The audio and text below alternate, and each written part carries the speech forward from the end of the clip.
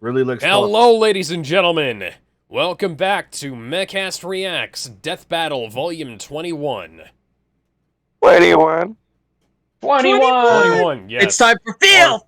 Yes, our reaction streams are now old enough to drink. I was just gonna say that. Damn it. 20, 20, 20, 21, 21.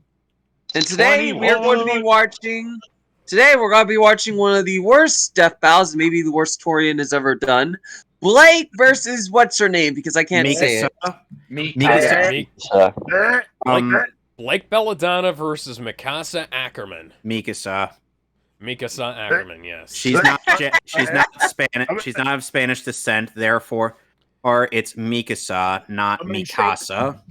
We should start this. Let's get Mikasa the Band-Aid out of the way, shall we, guys? Guys, let's get the Band-Aid off. Let's just do this.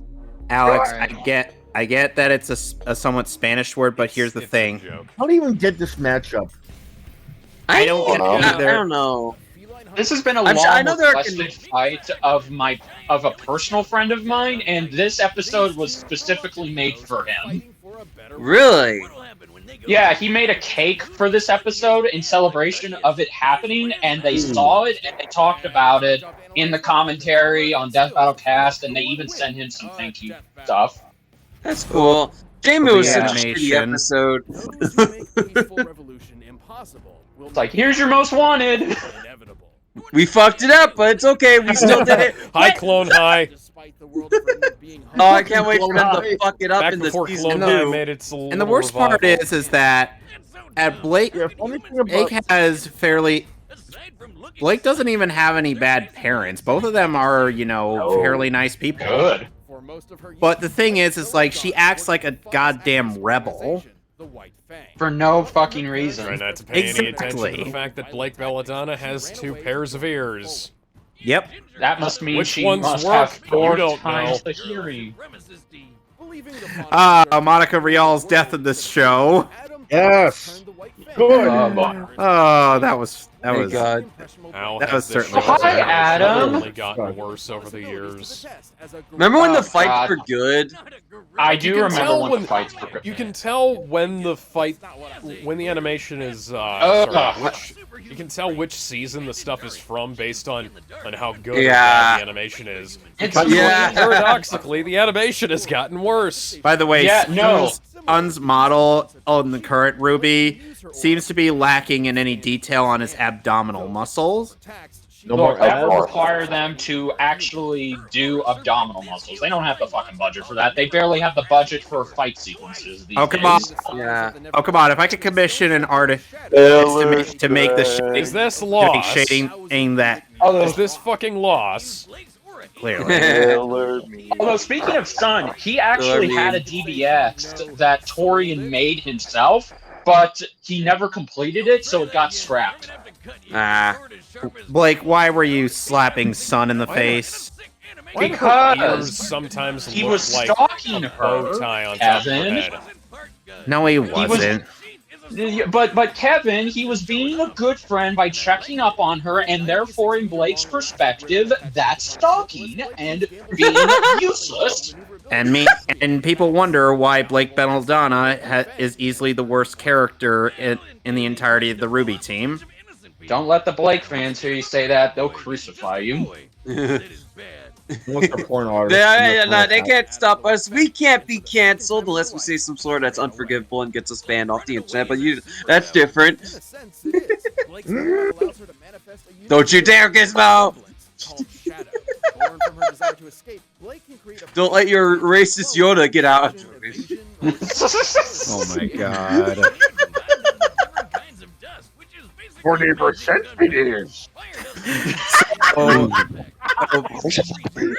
So, as Bender had pointed out earlier, Aaron Zetch doesn't voice act. Children, we must. Oh God, that Liz! Oh geez. Go ahead, Kevin. Sorry. Anyway, as you were saying, Oh, Aaron Zetch actually. What? Aaron Zetch actually didn't voice act Blake in this episode due to her being on the voice actor strike. Wiz, Yes. we'll talk about that later, but yeah. Why So were there's there more 4 whizzes? You really I want the answer to that question?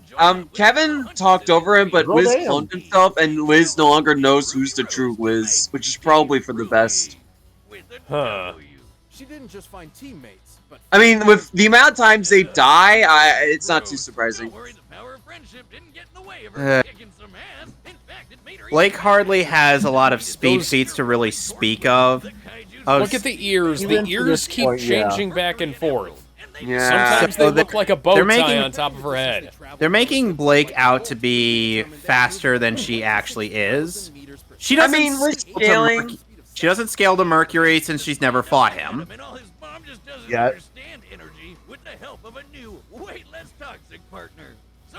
Right. Are you sure about that? Because Yang is pretty toxic. Yeah. Did you know that Ruby and Yang are sisters? Yes. Yep. Well, good. Yes. You know, because the writers seem to have forgotten that point. Oh, good. Oh, Blake, Are good. you okay? Blake, are you okay? Ruby standing. But what about me? Oh, you're fine. You're walking off.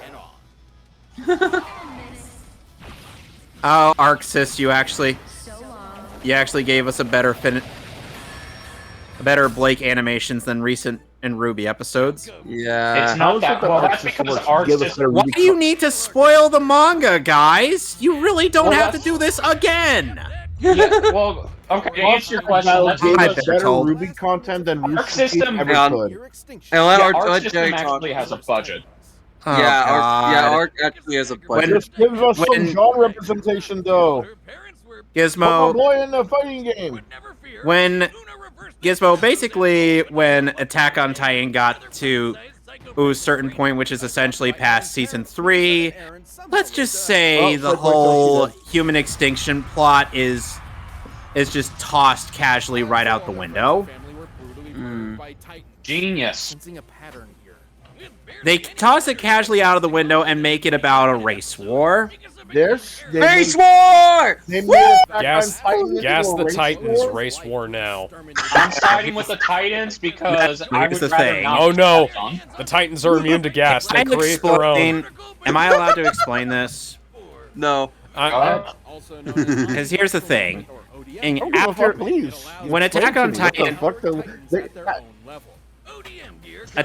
when Aaron and the company ended up finding out that there are actually people outside of the land of Paradis, which is where the majority of the series took place.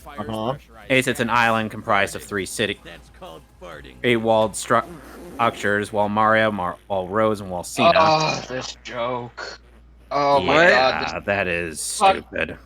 Wait, what? Why are his ears bleeding? That doesn't make sense. What? No, he's having a headache from his stupidity. That's what it is. Yes, Is that it's what it sheer is? aneurysm. Oh. Anyway, so That was basically, stupid. the context is that Stupid. at that Ymir, or the original person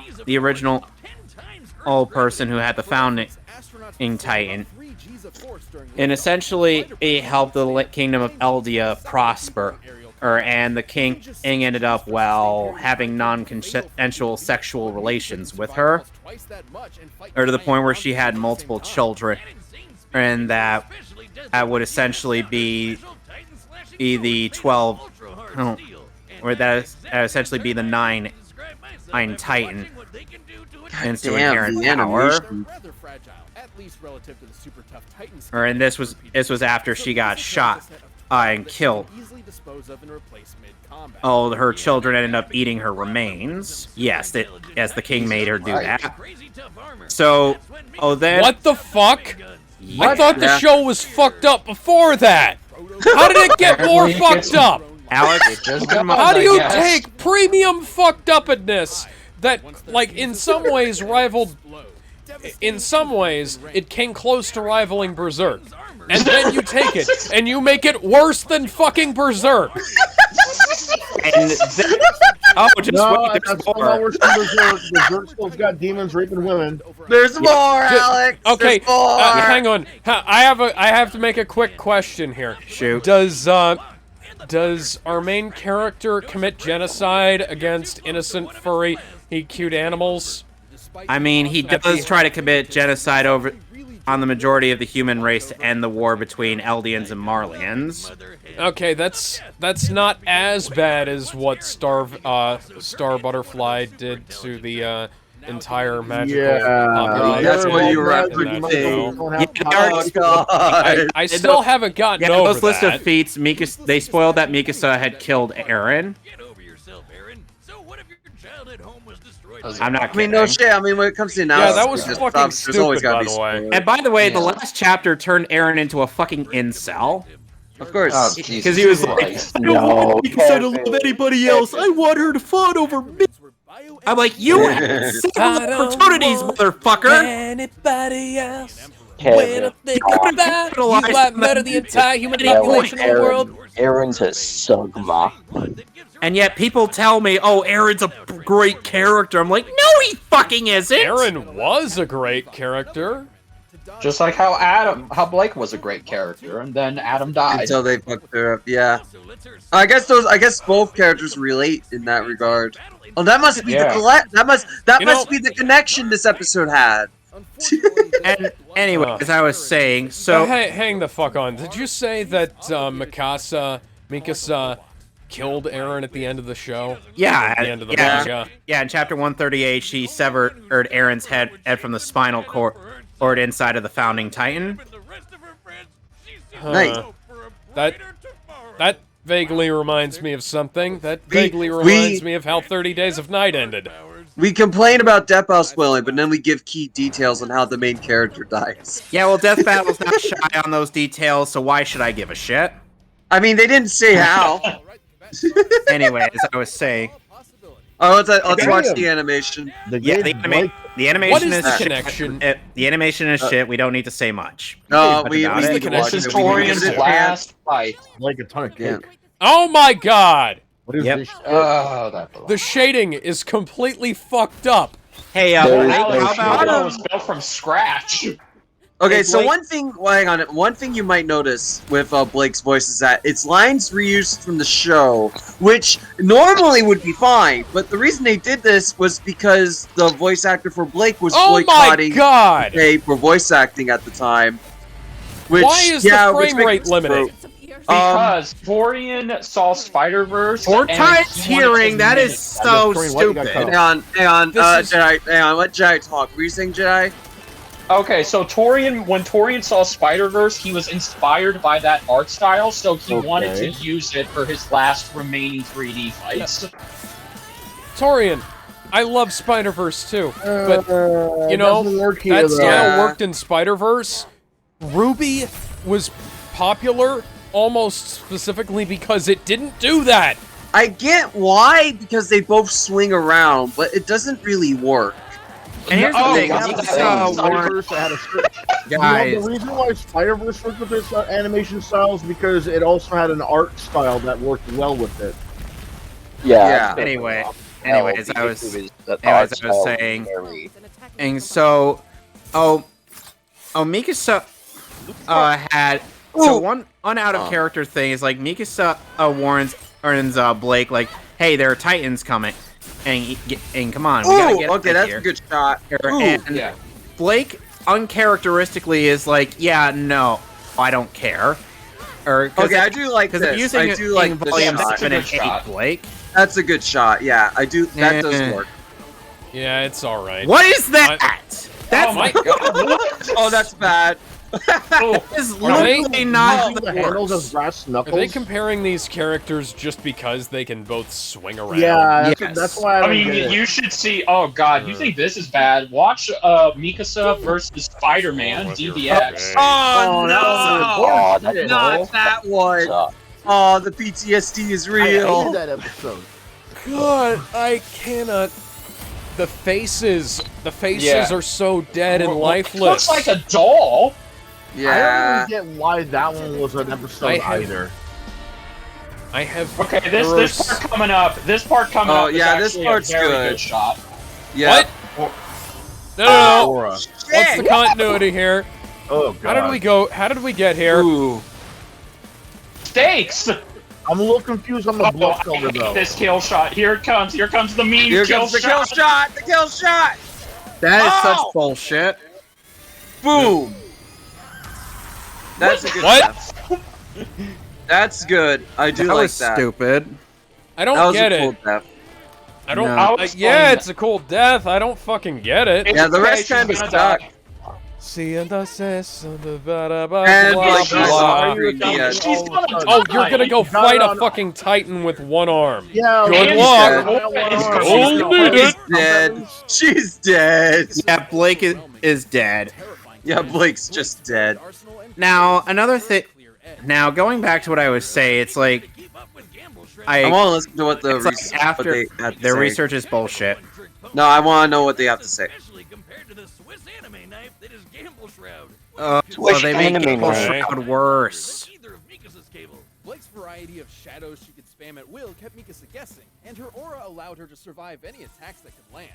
To be fair, the Thunder Spears were a different story, and were powerful enough to shatter Blake's aura. The aura could survive around 4 tons of TNT, while the Spear's explosion could dish out. She didn't even take a hit Blake's from far greater speed made it nearly impossible that for Mikasa's at hit, Grimm. while Mikasa could keep up with characters that No, could- so how do you know that her aura can survive that? She didn't go through that. Yeah. She Okay, never that's had not to lightning deal. bolt. She Even never. though that's not her. But here's the thing: Blake never dealt with a lightning timer or before. In that same sense, Well, to be Yeah, fair, a hence lot I of think She was not very- her at all. have been Yeah, shown yes, to be we- just as fast, so I wouldn't blame them for generalizing something like that. And the Yeah, I thing agree is with that Gizmo. and the thing is that Blake has been heavily outclassed by Adam in just about every encounter she's had with him. Yeah, but those are powerhouses, not like guys who are fast. Yeah. for her own And Adam is one of the fastest characters in the show. One Yeah. of, but One he's of. dead. combo weapon. He's dead. Yeah. He's dead, and he got dead. killed by goddamn background He's enemies. fucking dead. The winner is Blake Bella. Stop! He's already dead! Anyway, Holy wrong guy. The animation. the animation is Look- crap. The analysis is decided to give away too many Yeah. any details on Mikasa's portion. And the character writing is terrible. Oh, and the voice acting is bad. And also the analysis is just ugh. So Yeah, I have to say, like, the voice acting sucks. The visuals suck. The fucking 2D shit that they showed looks better than the 3D. Yes. I don't know where they get off pretending that this. No offense to Torian.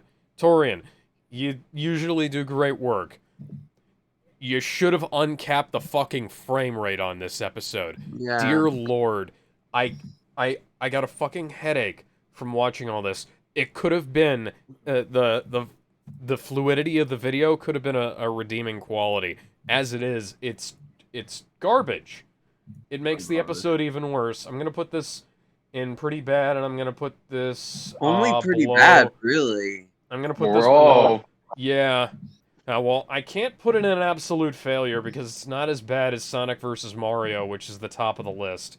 anyway, Look at our. anyway, I found the pillar tanking meme. Alright. And so when you're when we get either Link versus Cloud or Yang versus Tifa, Okay. there you go. So It's Okay, a broadcast so chat. let me. Hang go on. ahead and work Okay, through so my let me thought give process on my this here. thoughts. I gotta I'm gonna work give through my thought thoughts. Let me process hang on. here. So my thoughts. Let me put a timer up for myself. Okay. So my thoughts. While it has a few decent jokes, the analysis, and a few good shots in the animation, and decent depth, it's a pretty awful episode. There's not much here. The analysis either reveals too much or is boring. The animation, again, the frame rate on this. I get what Torian is trying to do with the Spider-Verse inspiration, but it does not work here. It does not work for this art style. It does not work for these characters. The only connection they would have to that animation is the swinging. And, like, why not do the frame rate thing for just the swinging and nothing else? Maybe that would have been more of an issue. I don't know. But the thing, I'm going to put an absolute failure because there's nothing really here to like. And honestly, the one thing that makes me put even lower is what they did to the voice actor. Okay, as I said earlier, she was on a voice acting strike at the time, and Rooster Teeth, and I don't think this is a step out decision. I think there's a Rooster Teeth decision to reuse her lines from the show, which to me is really gross. It is really, really, really gross to me. And because of that, I would put it under Aang versus Edward. Ooh. Genuinely. That's a fair placement. I would put it under there because if he had uncapped the frame rate and they actually got a voice actor to voice Blake, I would probably put it above this. Above the worst Bleach versus Naruto episode. Yes, I would put it above that, but as it stands, down here. Alright, Gizmo, let me get my timer resetted. I'm gonna use the restroom real quick, so I'll let him. So, you guys just talk while I'm in there. You're good. See, I wouldn't put it below Aang versus Ed. I don't think it's that bad. Yeah. Aang versus Ed is my worst of the worst. I would put above that. Yeah, I would change my vote to above because you are right. That's a really bad episode, but it's still. I would still put it low, very low. So Gizmo, you're up in Gizmo. You're up in 3, 2, 1, go. Yeah, absolutely. I was at first. It was gonna be at the bottom pretty bad because you can tell Torian had loved working on this. The music was really great, and the humor, yeah, it had some moments like finding out that Liz was cloned numerous times. How one of his clones had like an aneurysm due to Boomstick being an annoying motherfucker yet again. But boy, the fact that they reuse someone's lines because they couldn't get them is so fucking lazy. Not just disgusting, like you said, but it was also just too fucking lazy. Like, bro, you couldn't even. I do want to speak on or like some other fucking tech imitator voice or some shit. Holy God! I mean, let me say, I did think Death Battle wanted to do that, but Rooster Teeth vetoed them on that. But that's my take. But you could have at least that would have at least had some work put into it. But no, you decided to just dig up some audio files from a Ruby episode and say, "Yeah, we're done. We're gonna use that. Fuck her. We're not gonna hire her again." Even with, they did hire her again. They just didn't do it for this episode. Yeah, they did for what episode? But not for Death Battle, been brought up numerous in general. Yeah. It's been brought up numerous times, like about the animation being wonky because they wanted to imitate the Spider-Verse, which this is we both brought up. Like most of us brought up, it doesn't work with this art style at all. Man, what else can I say what else can I say except that it belongs in absolute failure? It belongs where actually no, I think it's fair. Yeah, where it's at. I'm honestly with where it's at. The only thing that's good about it is the music, but that's literally any Death Battle, whether it be because they chose the tracks everybody loves or they made their own, whether it be early, whether it be latest. That's literally any episode. I don't think that counts for anything. All right. Who's next? RGS, you're next in 3, 2, 1, go. I mean, I suppose everybody said what needs to be said. The art style doesn't work for the like locked FPS. It's really choppy looking, and the issue is that art style. It has that weird kind of supposed to be. How to describe it? It's supposed to be like kind of animated, but not too animated. Yeah, stylized. The limited animation stylization. Yeah. Yeah, it doesn't really work for what they're going for. Especially since that's not what Ruby's known for. No, it's not. I'm not really keen on the fight as a whole. I did like some of the shots of them swinging, but it was just shots of them swinging. I could get better enjoyment out of that by watching a Spider-Man movie. Also, I have to bring this up. I forgot to bring this up. The matchup itself does not make sense whatsoever.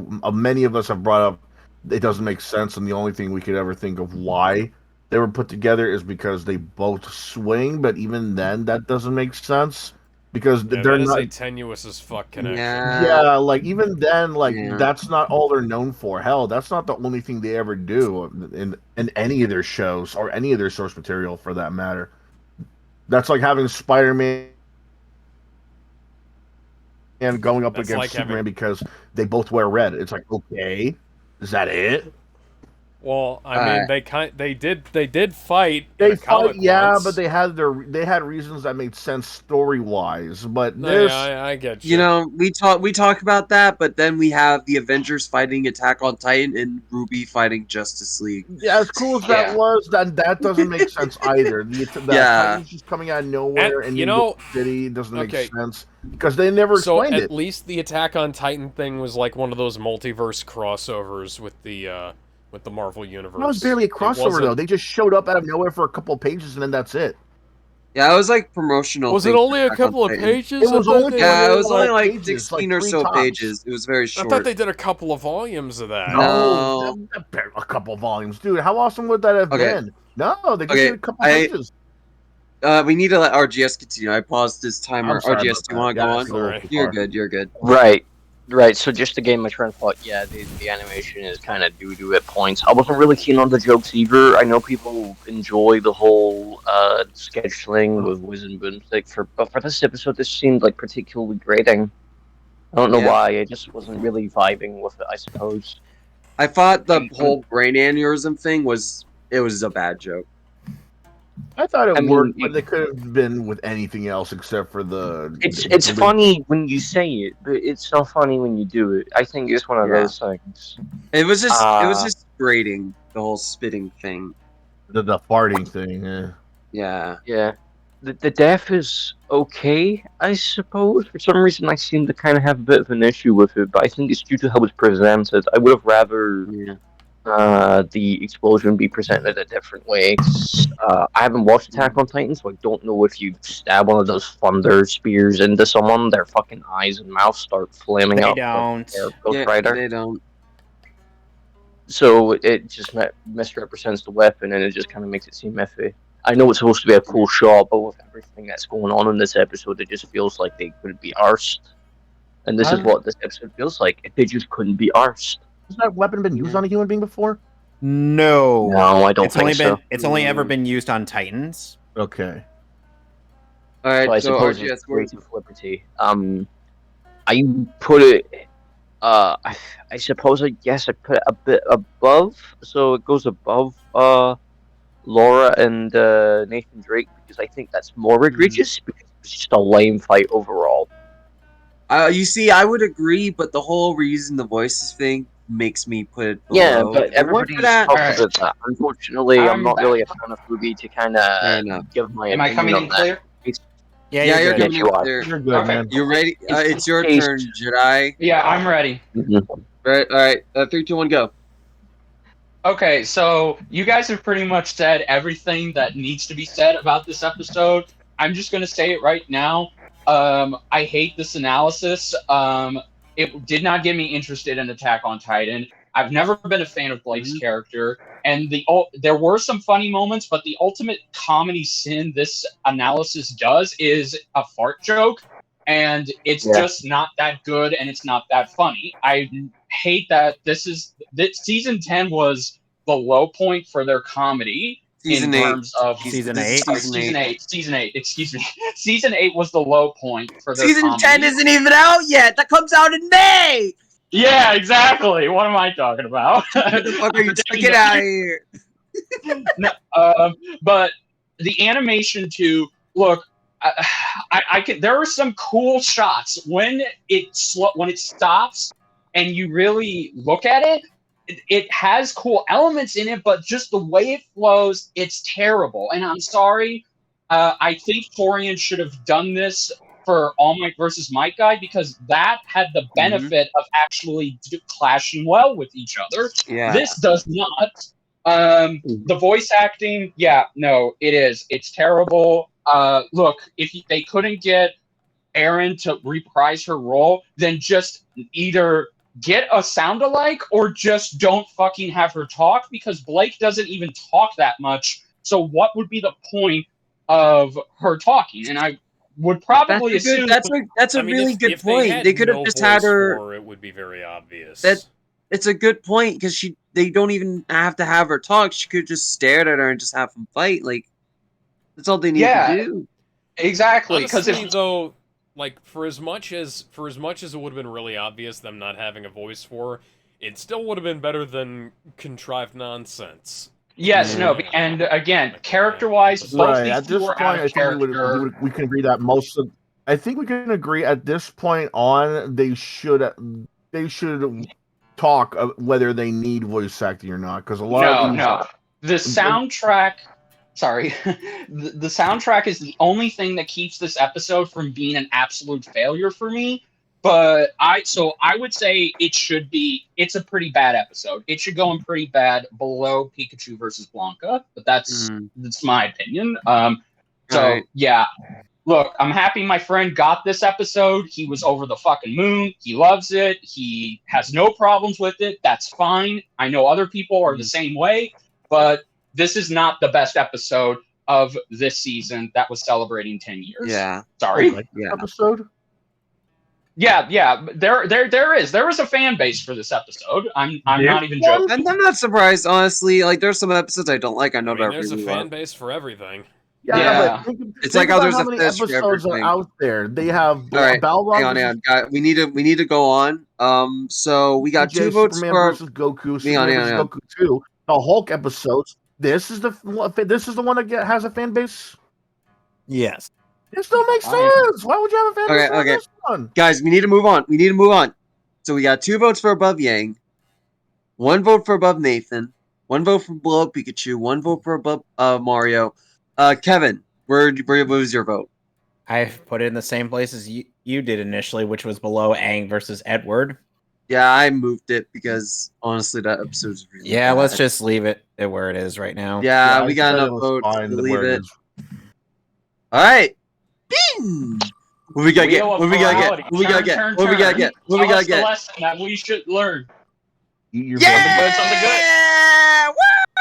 Spin again! We're coming close to the point where Spin Again is going to outnumber the actual episodes. Yeah. Good. Come on, no whammy. Stop! Oh shit! Okay. Remove that one. Wait, he does it every time. Please, come on.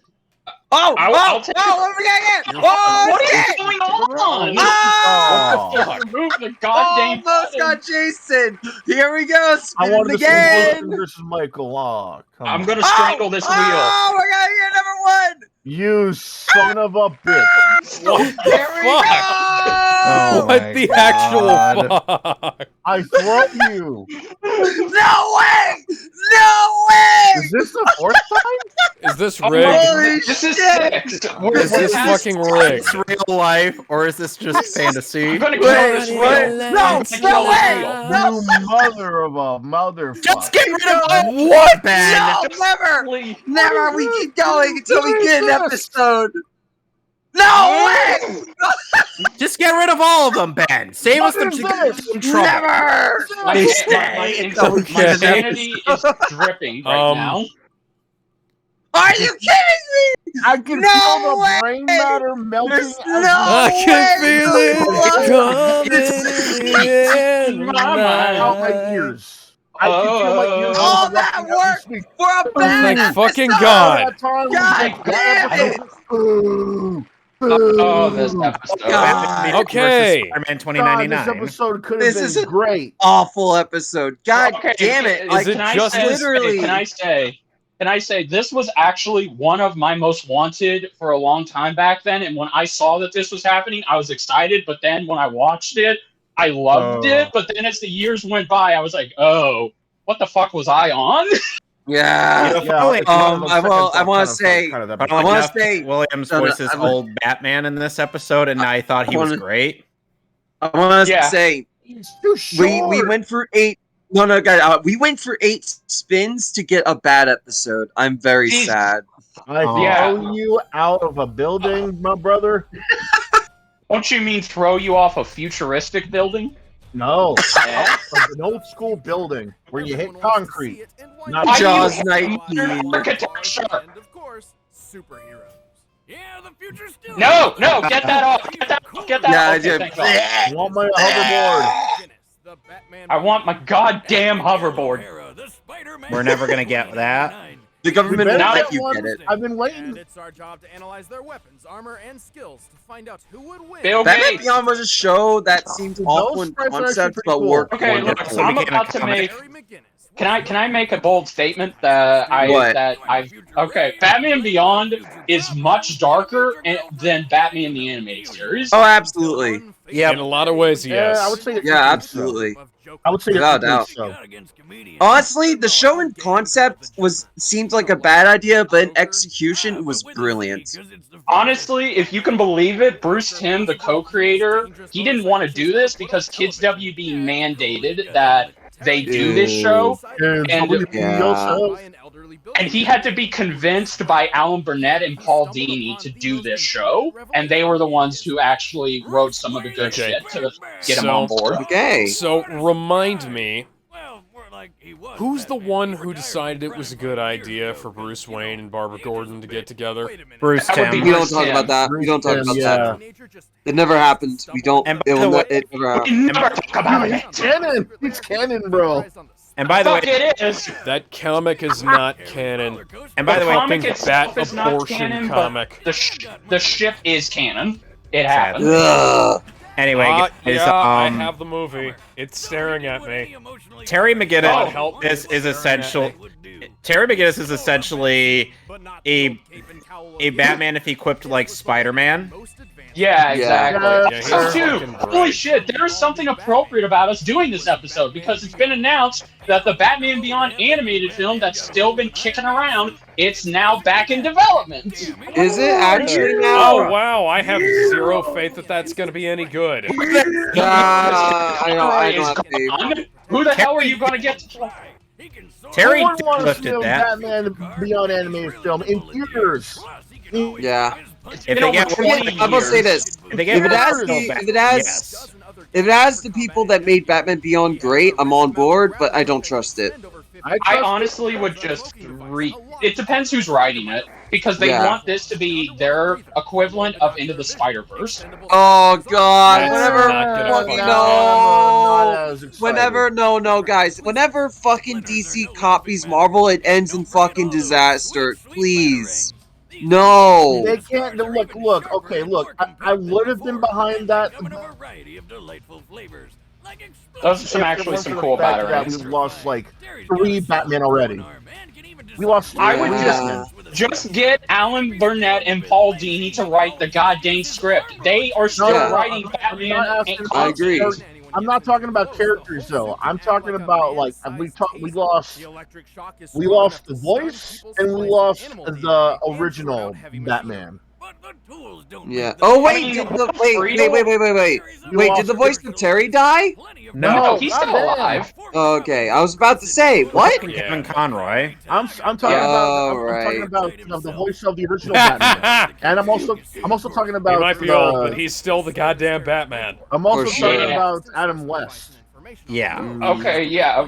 So Oh. if they're gonna do a Spider-Verse thing, it's way too late for that. They might. Yeah. It's true, you're right. Okay. Okay, It's too I see late. what you're saying now. If they were gonna have multiple Batman, the goddamn Batman. The goddamn Batman. You know, Yeah, they should have You know, done that they'd have years to, ago, uh, man.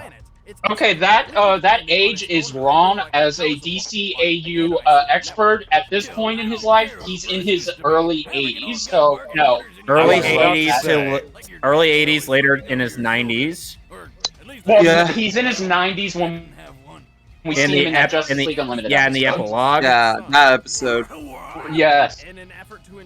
Yeah, so what do you guys think Con about was Terry being a stupid. Would Yeah. you believe that this episode has controversy, with some hating it and some liking it?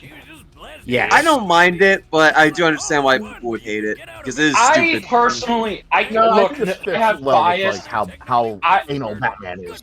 Yeah, I have nostalgia bias, so I automatically love it. But I agree. Yeah, maybe they shouldn't have done that. Yeah, But it's Dwayne not the worst. It's not the worst thing because it's something that Amanda Walker would do, but at the same Waller? time, Waller. I'm sorry, Waller. Right. Well, here's the thing, though. I think this is something that, while none of us would like, it's expected to. It's something we should expect for Waller and Bruce to do. Yeah. Also, can you believe that Terry Like, got it a makes finale sense to if you think his? about it. Terry got a finale to his series, but fucking Bruce didn't. Yeah. Yeah. Oh, that hurts. I mean, hell, Superman, Static, Terry, they got finales to theirs. Man, Barely. Static Shock was great, but they're gonna fuck it up in whatever movie they're making. Also, highly recommend the Zeta Project, the Batman Oh, Beyond I love spinoff. the Zeta Oh Project. yeah, the Zeta Project. That's an oldie but a goodie. Yes. Hello. When That the too- hell are we getting Static Shock and the Zeta Project on Blu-ray, Warner Brothers? Exactly. When Alex, here's the thing: Warner Brothers hates money. They will do anything not to make money, Bullshit. even if it makes them money. Bullshit. No, it's not the fact that fucking Warner free Brothers money. don't refuse. It's that they're cowards. They're too afraid No, that a lot they of them had- will okay. fail. It's not even No, that no, they're to do a cowards. They're decent just Blu-ray incompetent They as are fuck. Fleischer cartoons. They are re-releasing a 1080p remaster of all of the original Superman Fleischer cartoons on Blu-ray. Yeah, well, Wait, they here's are? hoping Wait, that wait, Zach- are they? Oh, Yeah, what? no, No Yeah, they fucking just way! announced it. Someone send me that shit. I want to pre-order I'll send that. it to you. Oh, ASAP. it's not up it's for not pre-order yet. Pre-order, but no, Oh my but the God. cover has been revealed. Spider-Man. You're right.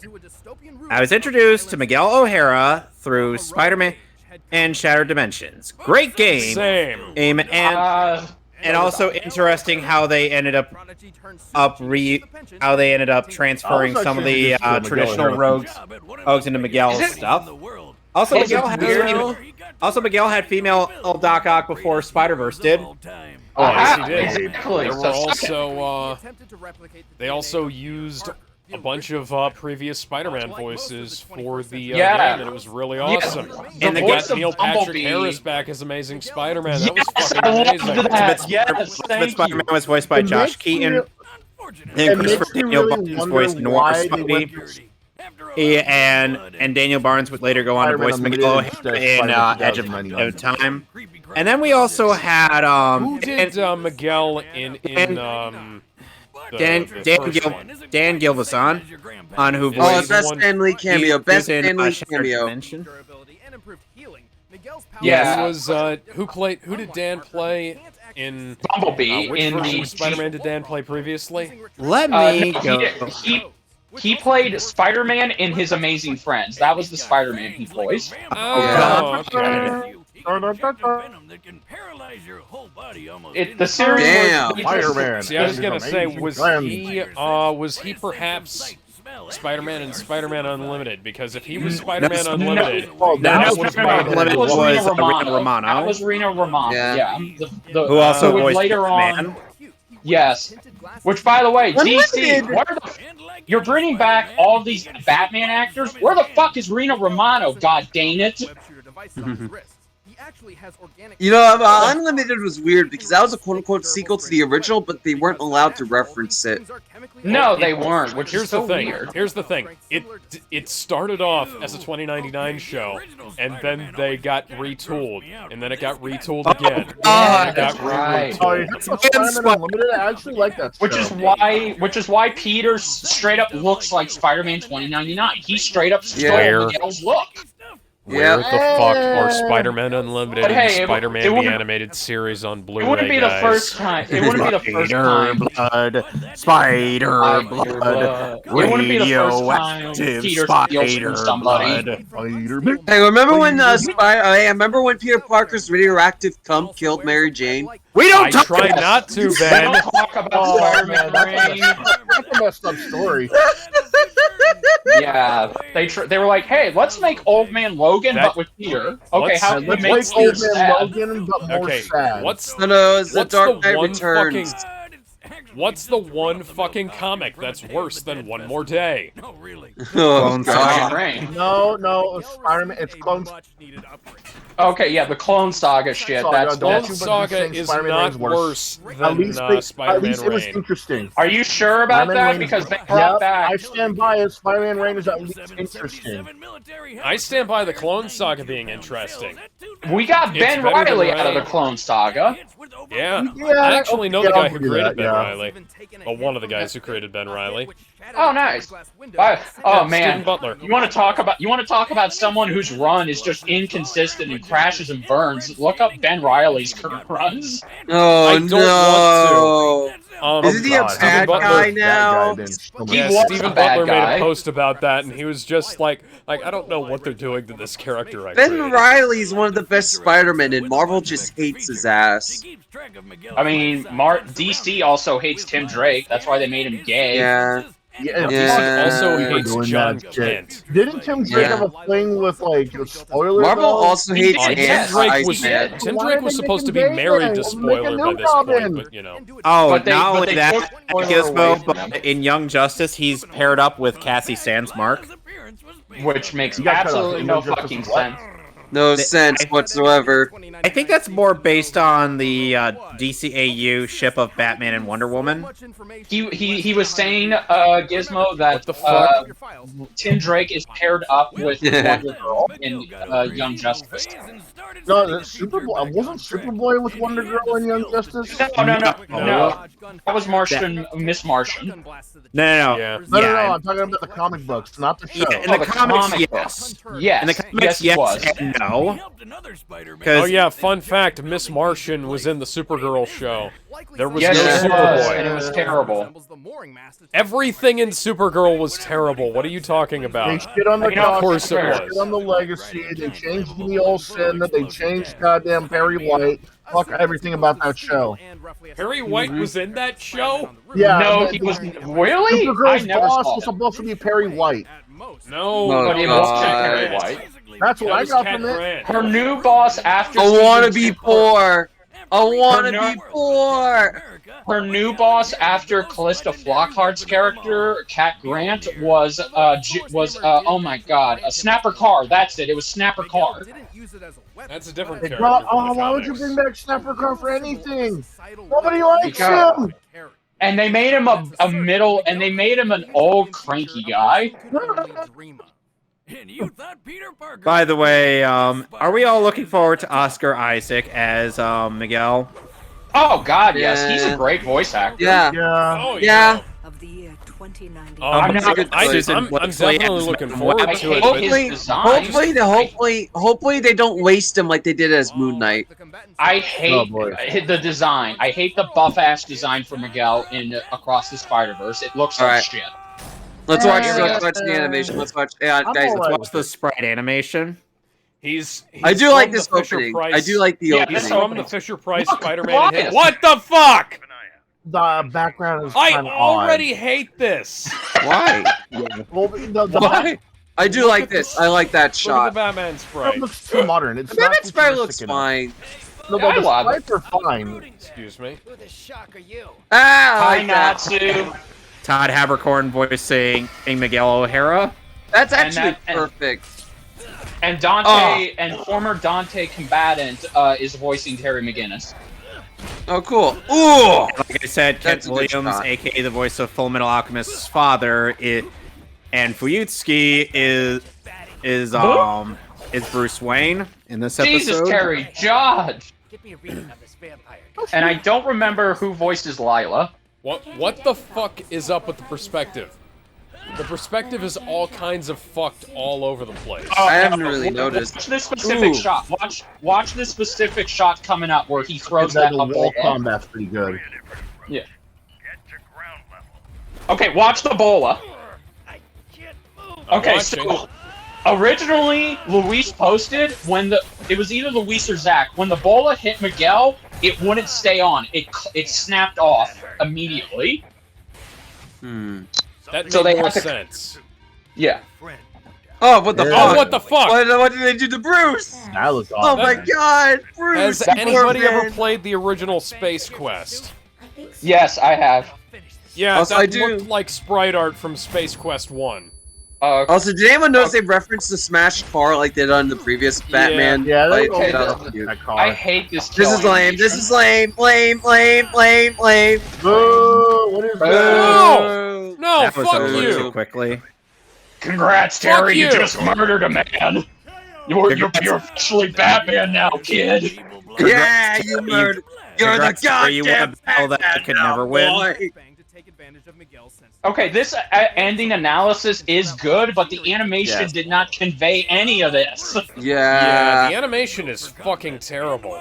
No, I mean, at the start it was terrible, and then it got worse.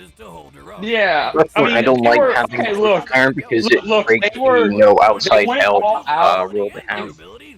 They went Yeah, the all no out for outside help Naruto. rule got fucked up hardcore. Okay, well, no, they added Old Man Bruce as part of Terry's arsenal because Lila is part of Miguel. So if Miguel gets Lila, Terry should get Bruce.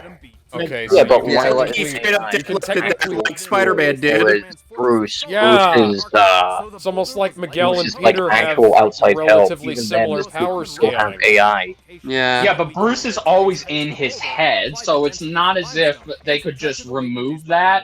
I don't know. Yeah. Also, the animation in Naruto versus Ichigo went harder than this episode, and they actually blew off their budget for that. Really? Is that why it's so short? And yet that battle was still bullshit.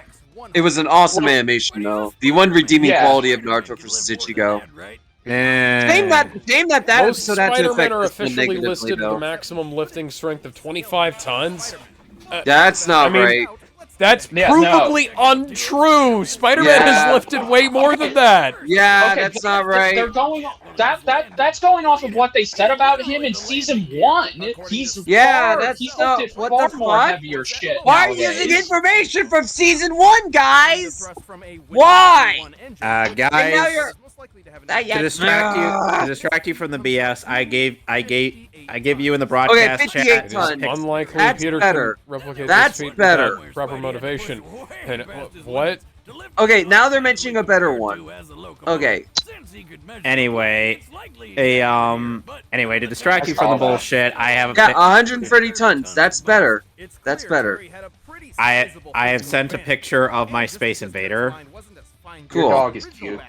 Yes, Very she is. Beauty.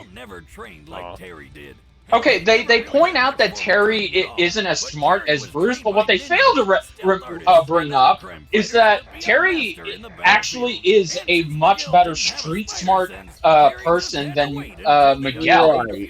Yeah. Because Terry, in Yeah. an episode, Terry reveals to Dana that he actually memorized the entire multiplication tables. Yeah. What? What? Damn. Yeah, it's true. He's essentially Damn. a walking, living calculator. Yep. Okay, I don't cool. buy this. I don't buy this result. Because No, neither do I.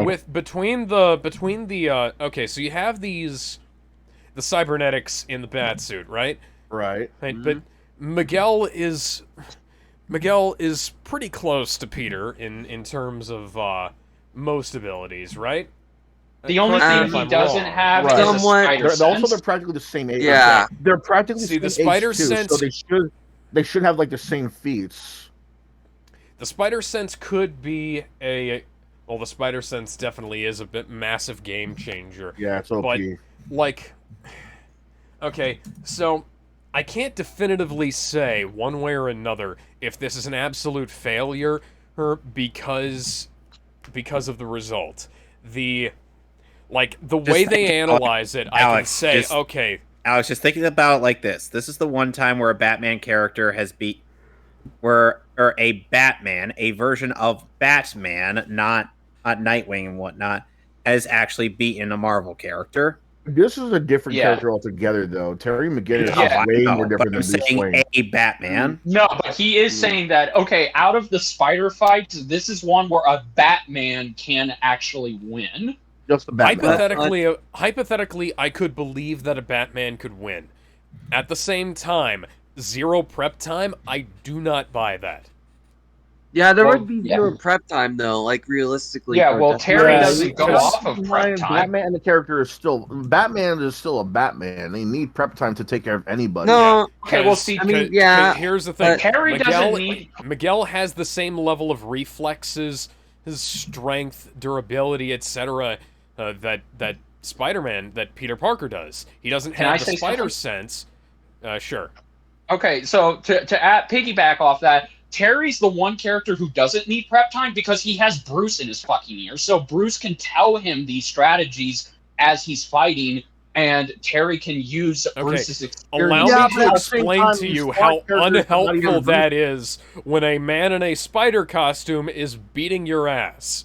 Can we? Because I could have my sensei talking in my ear while I'm in the middle of a cage fight. That is still not going to help me while Brock Lesnar is pummeling me into the side of the cage. Well, is your sensei Hulk Hogan? And multiple F5s. I think there's a Team 4-star quote that applies to this. No, yelling dodge is more helpful, is more distracting than helpful. Yes. Yeah. You also have to consider the fact that Batman Beyond, okay, sure, he has the Jokers, but these aren't villains that both Terry nor Bruce are familiar with. When they ran into Ink, they had no idea who the hell she was. When they Bruce had to look her up, but yeah, you're right. Yeah, that's the thing. Like every villain that Terry has come across, with the exception of maybe Ra's al Ghul or Ra's al Ghul, however you want to pronounce it, tomato. Again, tomato. People have been pronouncing it both ways. They would always have Rasta al Ghul. Yeah, no. Well, Terry. We need to let Alex finish his review. No. Hang on. We need to let Alex finish his review. Sorry, Gizmo. You can go ahead, and then I'll finish. You want me to go first? Yeah. I want you to finish what you were saying. No. That was what I was. That's what I was trying to say. Is that it's not like when Batman was out fighting crime, it was like the same ones every time, and he would always capture them, no matter how hard or easy it was. He would always end up, putting them back in jail or Arkham or whatever. Terry, on the other hand, he's lucky to even put handcuffs on them if they're not gonna die. Most of these villains are either dead or they're willing to just, or they willingly turn themselves in. Ink, the Royal Flush Gang, and I think that robot psychic motherfucker, the nerd guy, are the only ones I remember that survived. Like the rat guy is nowhere to be seen. The plant guy is nowhere to be seen. I'm assuming they're dead. And I think the guy who did the. Can we, Alex? Yeah, can we let Alex go on? Yeah. Go ahead. Yeah. Go ahead. I think I'm overstepping my boundaries here. I have no idea what you're talking about at this point, but yeah, I'm gonna say that I'm gonna put this at the very bottom of pretty bad. Whoa. Because the animation fucking sucks. The Batman sprite is awful, and I'm unconvinced of the result. All right, Kevin, where would you put it? I'd probably put it in. Could have been worse. Above the unnecessary rematch between one Son Goku and one guy who doesn't have a consistent writer. All right, I guess Fuck you so very much. I guess I'll go next. Let me start my timer. Hope you said Ben. And he did say Brian Michael Bendis. When this episode was first announced, get a lozenge. I was excited because the original ones were great. I'm like, oh, maybe we'll get something similar to that, but two great characters, and it's just no. The analysis was boring. It didn't really make me interested in any characters, and it just felt like they were going on for too long and showing the same clips over and over. That's what it felt like to me. Excuse me. It wasn't really that entertaining. And then the fight itself, and I liked the start. The animation was fluent. I liked the way they interacted. The voice acting was great. And then that's kind of it. The music was kind of eh. When it got to a certain point, it just kind of turned eh. It ended too quickly. The fight, the death was really awful. Did not like the death. And I'm not convinced. This does not convince me that Terry could beat Spider-Man 2099. Could he? Maybe he could have, but this doesn't really convince me, especially when this is DCAU. And you're and then you're having him face the comics of Spider-Man 2099, and that I'm just not convinced.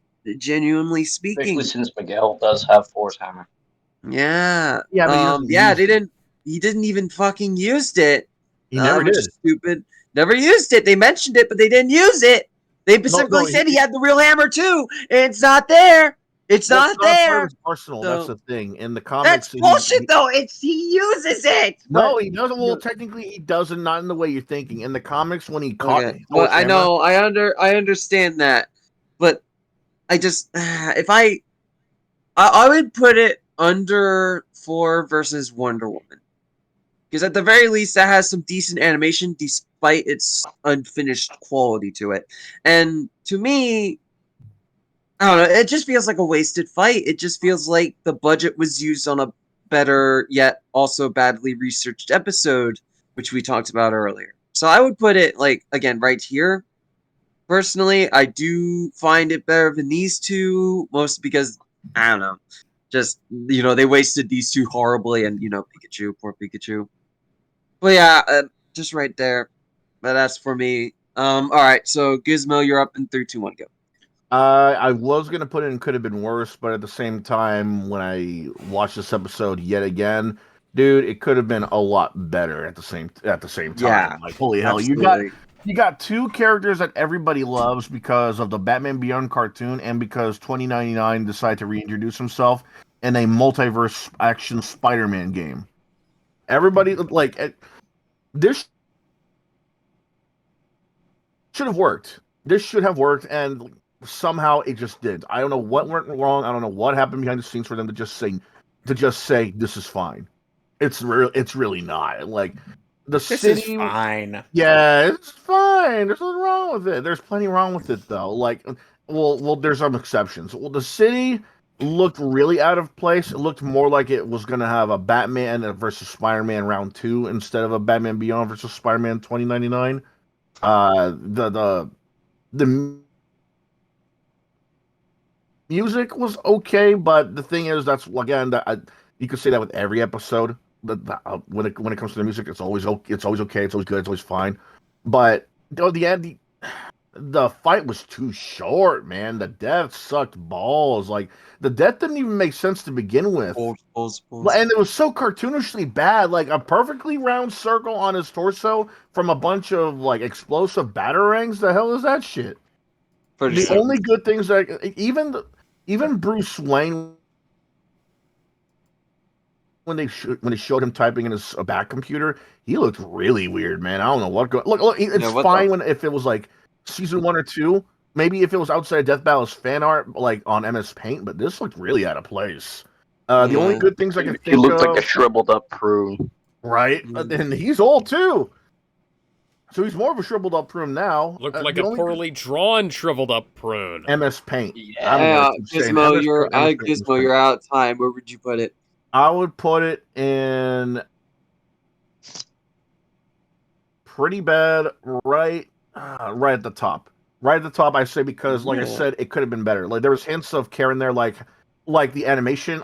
It's not as bad as people say it is. I like how when Terry McGinnis was fighting Spider-Man 2099 while he was stuck to the wall. I thought that was pretty cool. There's some care in there, the swinging animation, the flying animation, all that's fine, but oh man, I feel like this is a very big missed opportunity. If anything, they should have either had more care put into it or put into a 3D matchup. All right, RGS, you're up in 3, 2, 1, go. I'm going to be honest. I'm not convinced either. I don't think Terry could beat Miguel, but I'm using the idea that you shouldn't have brought it in Bruce, especially since the Beyond suit does still has its own AI. It still has its own form of AI which manages Terry stuff. They got rid of it. Yeah, they got rid of that. I'm aware, but at the time I think it was still going on. I think. Debatable, but later on in the show they had to get rid of it because what happened was there was a villain who uploaded his brain. I'll be right back. I'll be right back. I need to check something. Yeah, RGS, you go, and then Jedi. I'll be right back. Okay. Yeah, it's a complicated story about how a guy uploaded his brain and took over the suit. It's really weird. Yeah, I know. That's referring to Spellcaster, I think that's his name. Yeah. No, it's not Spellcaster. No, not Spellcaster. It was someone else entirely. Like, it's not hypnosis. The guy literally uploaded. It was just a one-off episode. Yeah. That was a whatever, one-off character. It was guy. literally just a one-off character. We should let RGS talk. Yeah, my bad. Yeah, but I do appreciate you guys keeping me right. It does help for this. I still don't think Bruce should have been involved, but I think to make it even, I don't think you should have made Lila involved if you want to go for the idea that Lila also counts as outside help. I do think it should have just strictly stuck with Terry and Miguel and how they interacted. You could have an excuse where maybe there's an EMP going off and that fucks up both of their systems. Anything to get them to alone where you can have a good fight. There were some decent moments within the actual fight itself, but I'm not very interested in it. It feels very... what's what I'm looking for? It feels very flat. I think that's the word I'm looking for, flat. It feels very flat, and it goes from moment to moment, and... Well, it has some good points, like the fighting Spider-Man on the wall. I think that's really cool. I'm not convinced with the result, and I do think the research at the end does kind of help it a little bit, but I'm still not very convinced on the result that they've shown. For what it is a pretty bad, but I do think I was maybe a bit too harsh on it before. It is a case where it could have been way better, and it being way better just really hurts it. So yeah, pretty bad, and wait, where did everyone agree to put it? We've been kind of random. Gizmo said the top. Kevin said above Goku for Superman 2, and Alex said at the bottom. I said above Bowser. I would put it below Mario vs. Sonic, but that's just because I think, while it has a lot to offer, it doesn't really follow up on its potential, especially since it's a follow-up. It's an unofficial follow-up to Spider-Man vs. Batman. Yeah. And not even the last one, unfortunately. No. Yeah. Alright. Jedi, you're up in 3, 2, 1, go. Okay, so this episode is a guilty pleasure of mine, but I pretty much see it as flawed as any other penultimate episode, because realistically, it is the worst penultimate episode, not even just in this season, but probably of all time, in my opinion. Yeah. Hold on, guys. I'll be back. Okay. I think the best part was the analysis and how they handled it, but I do agree they should have made it clear, because you can't tell. They are using mostly DCAU visuals, but they're also using his Rebirth comic line, so that's where they got the He has a Rebirth comic line? Of course he fucking does. Yeah, no, it was pretty good. It was pretty comic line. Yeah, it was pretty good. It was actually, if you can believe it, it was one of the longest Rebirth lines. Wow. I'm not even joking. It had like over 50 issues. 50 issues. Nice. Anyway, they should have made it more clear on that. The animation, it does have a good start, but there are certain things that I like in it. But I agree, it's terrible. I can forgive the shot of old Bruce when we see him, because my buddy Luis, he was still getting used to drawing his own art. And it's a case of, look, my art looked like shit back then. I can admit that. But look at where I am now. So I feel like if that was done now, it would look way better. For sure. Oh, absolutely. Nothing against the artist. He was absolutely his best. Yeah, Luis has majorly improved. Anyway, I like the voice acting. I thought they had some decent banter. The track was kind of mid, but I prefer it over Wonder Woman's. This was Airwolf Media's second track they had done for Death Battle. Yeah, this was, because they were brought on via in Wonder Woman versus Thor. So this was their second track that they did. Anyway, or third, I don't know. Honestly, after all that, and the end result, I could say that, it's kind of a 7 or 8 times out of 10, I can see Terry winning, but I think the animation did a poor job of convincing people, and the analysis was trying to pick it up. Honestly, in my opinion, go watch the Bat in the Sun version of this, because it's an actual 3D fight. It has its story and all of the elements that everybody wants taken out and improved. That did better than this. The Bat in the Sun fight was live action, wasn't it? No, it was 3D animated. Oh, okay. Yeah. When I think Bat in the Sun, I think they did like a live action version. Yeah. That's usually what they've I done. miss They've Powered Beatdown. Me too. They're coming back. really They are don't. coming back. Anyway, okay. So as for where I would put it, I'm not really into that. I'm not into the. I would put it in. It could have been worse, just because I feel like the analysis is the main thing that saves this episode from being pretty bad. So, and I would put it below. I would personally put it below Raven versus Twilight. All right, so that's 2 votes for could have been worse, 4 votes for pretty bad. I'm gonna default it to here because it's all over the place, and I feel like that's kind of a good even spot for it. All right. Yeah. All right, I can agree. so All right. Let's Good pray we episode. don't get... spin again, come on, spin again, come on, baby. again. I will shoot myself if we can spin again. Yeah. Oh, good episode! Ooh, this one's Balrog good. versus Yes. TJ. One of the best episodes by I love Torian. This is Torian's. This is Torian's magnum opus. This is Yeah. his best animation, man. One of his best animated fights, absolutely, best. without a fucking doubt. One of absolutely. Nice. I love remember Korra liking instinct. I TJ love Combo versus the Balrog. fact he was able Let's to start animate this. so This well. is good. It's awesome. And This they episode's also awesome. got a pretty good voice actor for Balrog. They did. He sounds like Yeah. Chris Joy Alex they did reuse a bit of Bob Carter's voice for one of his finisher moves, but other than that, it was entirely Chris Joy Alex Yeah. Okay. And the who voice voiced of he voiced Boros from One Punch Man, and he was also Oh, wow. AC/DC in JoJo's Bizarre Adventure. Cool. He and actually reacted to this episode He did? on his YouTube channel. Oh my I god. was just gonna TJ. say that. He did. You need to send that to me. Boxer, gambler. Balrog, originally named Mike Bison, but due to certain things, For one of them. No He- copyrights. Thank Copyrights you. have nothing to do It was with copyright. that. Yeah. Ghetto neighborhood, the young bro. Dead I Bow would jokes highly about the recommend- whole.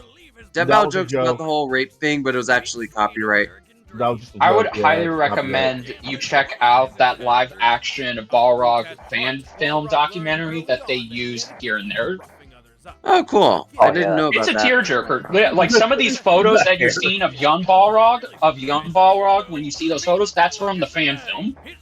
You need to send me It that was- to me. anyway, Yeah, it was produced by IGN, I believe. broadcast chat. Oh, cool. Anyway, I posted in broadcast chat Chris Joy Alex's reaction to this episode.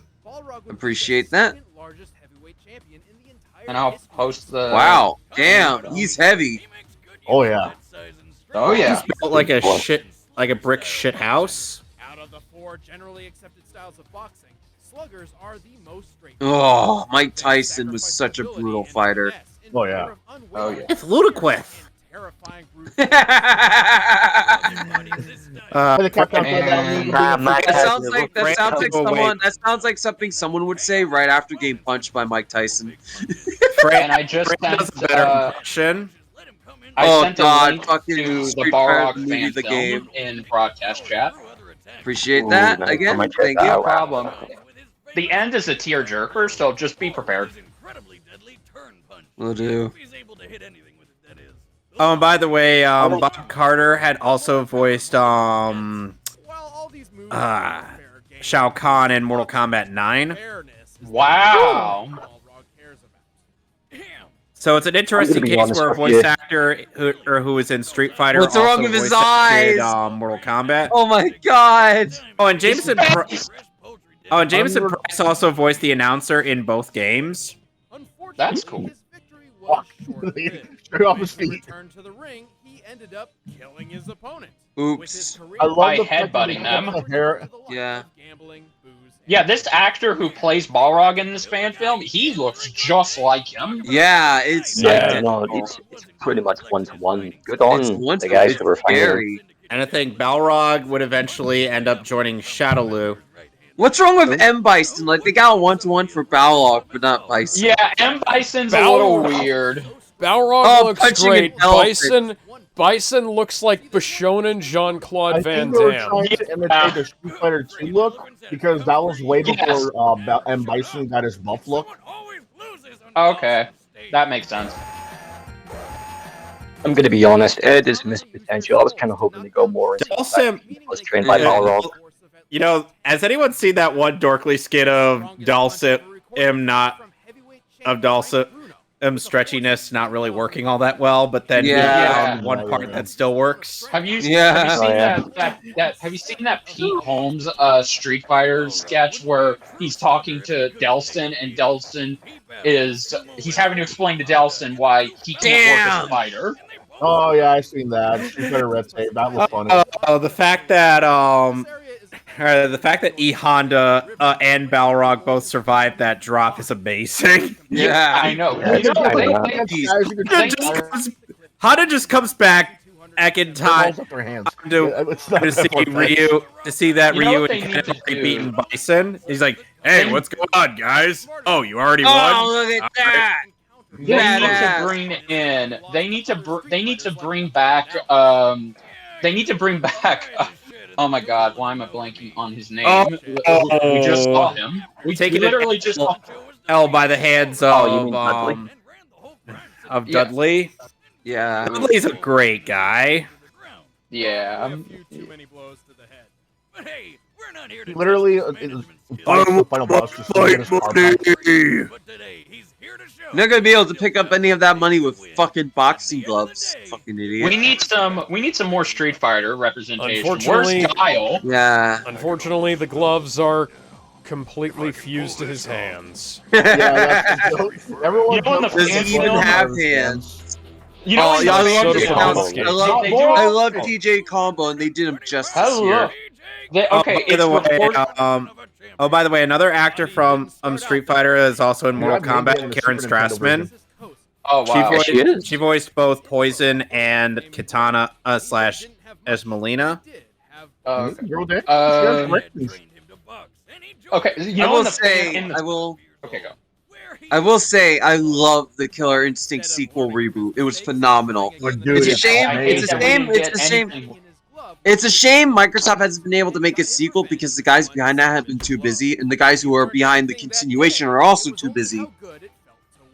Yeah, exactly. But I'm sure that they'll get to it eventually, and when they make they will. Microsoft wants to do one. In the Balrog fan film, they had a little funny tongue-in-cheek rumor that once Balrog put on his gloves, it's reported that he just kept them on. He never took them off. That makes so much sense. And there's even a picture of his dad teaching him how to shave with the boxing gloves on. That makes so much sense. That's so hilarious. It's great. I mean, TJ is my favorite character. Oh yeah, absolutely. One of my favorite.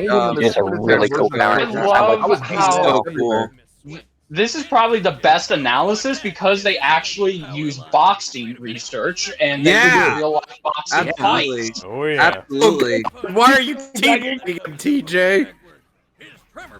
Unfortunately for them, boxing is fake. If you want a real sport, professional wrestling. Yeah. Be careful with the people. When are we gonna get some? When are we gonna get some? When are we gonna get some wrestlers in Death Battle that aren't done horribly justice? You want to know? We practice the most American martial art imaginable. I mean, to be fair, Jedi, we get. Besides Zangief. You want to know? Oh, what is a fake sport? Bowling. I like this part. I like this part. Oh man, careful who you say that around. What? Careful who you say that around. Saying UFC's I really like this analysis. I said bowling wasn't a real sport. They go through his story so well. Oh, Evil Walmart. Evil Walmart, yep. So regular Walmart. No, I mean Eviler Walmart. Eviler. Walmart. Eviler. Yeah. It's Walmart if they were a government. Ooh. A fuse, not replace. 6 months, TJ won his title back and held it for 20 years. But Ultratech wanted a favor in return. They waited 20 whole years to cash in the favor? Nobody's there. Why not? Ultratech had a new product, a robot warrior they wanted to showcase in a battle against the boxing champ. They left TJ with one word of instruction: lose. TJ smashed it to pieces in front of a live audience because screw perfectly legal long-term business contracts. In response, Ultratech exposed TJ for the cheater he was, and thus he was banned from boxing. Again. But this time, TJ Oh, here it comes. I love this part. Yeah, I love this part. So he ripped I the love metal this. right out of his Oh! hands. He just dug his fingers in there. Like a badass. Just rips him out. Like, God, fucking damn. And he got a healing factor out of it. Yeah. Which ensured his arms weren't. And I love the detail in that I want model. to talk about this. Can we talk about how hype his reveal trailers with that music and voiceover? Yep. Beautiful. I love the detail on the model. You could see the scars in his arms where he ripped them out. Yeah. I really like the modeling for Killer Instinct. It's top tier. The modeling in that game in general was top tier, honestly. Oh god. So good. If I ever decide to make a video game with my characters, I want Iron Galaxy and whoever else working on Oh Killer yeah. Instinct modeling. Yeah. They are the kings of it. The secret agent Orchid, the upgraded warbot Fulgore Mark II, and killed The second best option would be Arc System Works. Yes. Well, yeah, of course, because actually I was going to say SNK, actually, because I'm going to die towards them. Oh yeah, SNK is also a phenomenal choice. Just The top jump 3 out kings. the god. Yeah, just jump right out. Like, The window, that's solid. Damn. But we all know this boxing champ never had a perfect record. He lost fights to Glacius, the ice alien, and twice well, it's Glacius. by squads of Ultratech super soldiers. It's dinosaurs. Dinosaur. Dinosaurs. My weakness. Dinosaurs. I love this. I love this end clip coming up. Dinosaurs. Yes. How did you know? It's gonna take a lot to This end clip is probably my favorite outro of the series. Yes. And don't think for a moment that I'll let anything get in my way. Because if you give me that moment, I win. Oh, so fucking good. Yes. Oh, Let's watch. Let's watch one of the best fights in the fight. series. They played Oh my TJ God. Combo's theme. Yes, it's so Yeah. good. Let's go. Let's go. Let's go. I'm so excited. Dude, of course Also, too, so fun love fact, when they this. get to TJ Combo's theme, they actually wanted to, Omega Sparks actually wanted to jump in on this episode, but they couldn't get him in time, so they reused the track. That's fair. But it was after this episode that Omega Sparks was like, I'm gonna join you guys. I see they brought back the Ruby extras for this episode. Yes, they did. I like. By the way, Why not? By the way, there's a They're reason why actually- the. By the way, Blue there's an apron. actual reason why the extras look like that. Ooh. It's an artistic choice from the anime Durarara. Yeah. Because yes, Monty Ohm was a weeb. And Torian was taught by Monty. Yep. Ooh. Oh, those punches! You can. Oh, Also, good. the sound effects. How did future seasons drop so hard in terms of sound quality? Yeah. I don't know. I like how realistic this fight feels. I like how it's not Oh! overblown. Oh! So good. Ooh. And then, oh, look at that! Ooh. Yeah. This feels like I'm watching. Yes. This feels like I'm watching Real Steel again. It I want does. to see Kinda. Rock. I want to see Rocky versus Hippo done in this style. Let's go. Woo! Rocky versus who? Hippo. Hippo. King Hippo. Huh. That'd work. I mean, I'm not gonna. I mean, I hate the little Mac. Pairings. Balrog's coat is clipping through him, but that's okay. Yeah, Yeah, that's, I'm gonna that's, give that's, It's obvious, yeah. but it's not too obvious. Yeah. The match is like a big distraction from it. It's Torian, you know. Yeah. Ooh. Oh, I love that line. What you got, huh? Huh? Ooh. Oh, yes! There you go! There you go! Oh! Oh, Oh, you bitch. Boo! Boo! You suck! And then here he goes. He starts beating up the refs. Brilliant. Balrog is a racist towards referees. Oh, there we go. Okay, He's the racist clipping's towards people of still Shadow. noticeable, but yeah. Oh! I love that roll they put in. Oh, That's so fluid. Oh, the counter, the counter, Oh, the counter. yeah, here it comes, here it comes. Oh, combo breaker. the fucking music. I'm back. Oh, look at that camera angle. So good! Look at him go! Oh, there you go. Keep dodging, my guy. Oh, Oh. Shit. Get away. There you go. Oh! oh, brain's I love it when the ring cracking. cracks. Oh, God! Oh, God! Oh my god. Oh, This is wind up. glorious. Yes. Oh, man. Berserk. Oh, Oh! oh. Take down. Why would you go to hell? Oh! Oh, the crack. This is when it gets good. Here we go. Yes.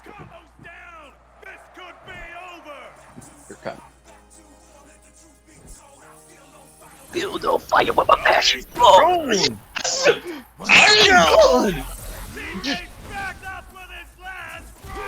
Oh my god, yes! Let's go! Yes. Yeah. Here comes your Oh, look at that. Oh! Let's go! Yes! Let's go! Oh, so great! So funny! And here comes your Fatality! Decapitation! I love that they're still broadcasting.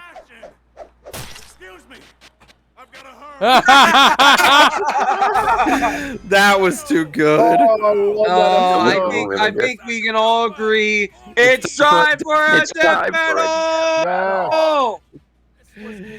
Oh. Oh, fucking 10 out of 10. 10 out of 10, without a doubt. Yes. Okay, that The was question so is epic. where? Discord crashed on my phone. Oh, Couldn't that handle sucks. it. No, it's okay. The fight was so epic it broke your phone. Yes. I love the outro for. I love the analysis for this. Yeah, the Yeah. analysis is great. Yes, the analysis was actually good. Yeah. And this came out in the same season as Batman Beyond versus Spider-Man 2099 and Naruto versus Ichigo. Yeah. I like how the strength difference is so close. Yes. Yes, this I is love an that. actual close. You wouldn't know until Even you by actually the saw the logic. analysis. Analyzing real-life boxing trends revealed his inherent advantage over Balrog. When Death Battle does his research good, it's so good. And this is a Right. great example of this. Yes. yeah. I like how Little Mac is there. I like Little Mac. Yeah, slugger punches are really strong, but they're And the animation conveys that so beautifully. It does. It's so Yeah, wonderfully. I do really like how they interpreted boxing psychology into the animation. I feel like Torian definitely did his research as well, just to Oh, get yeah, him. yes, they no. actually did a lot of Absolutely. research on boxers.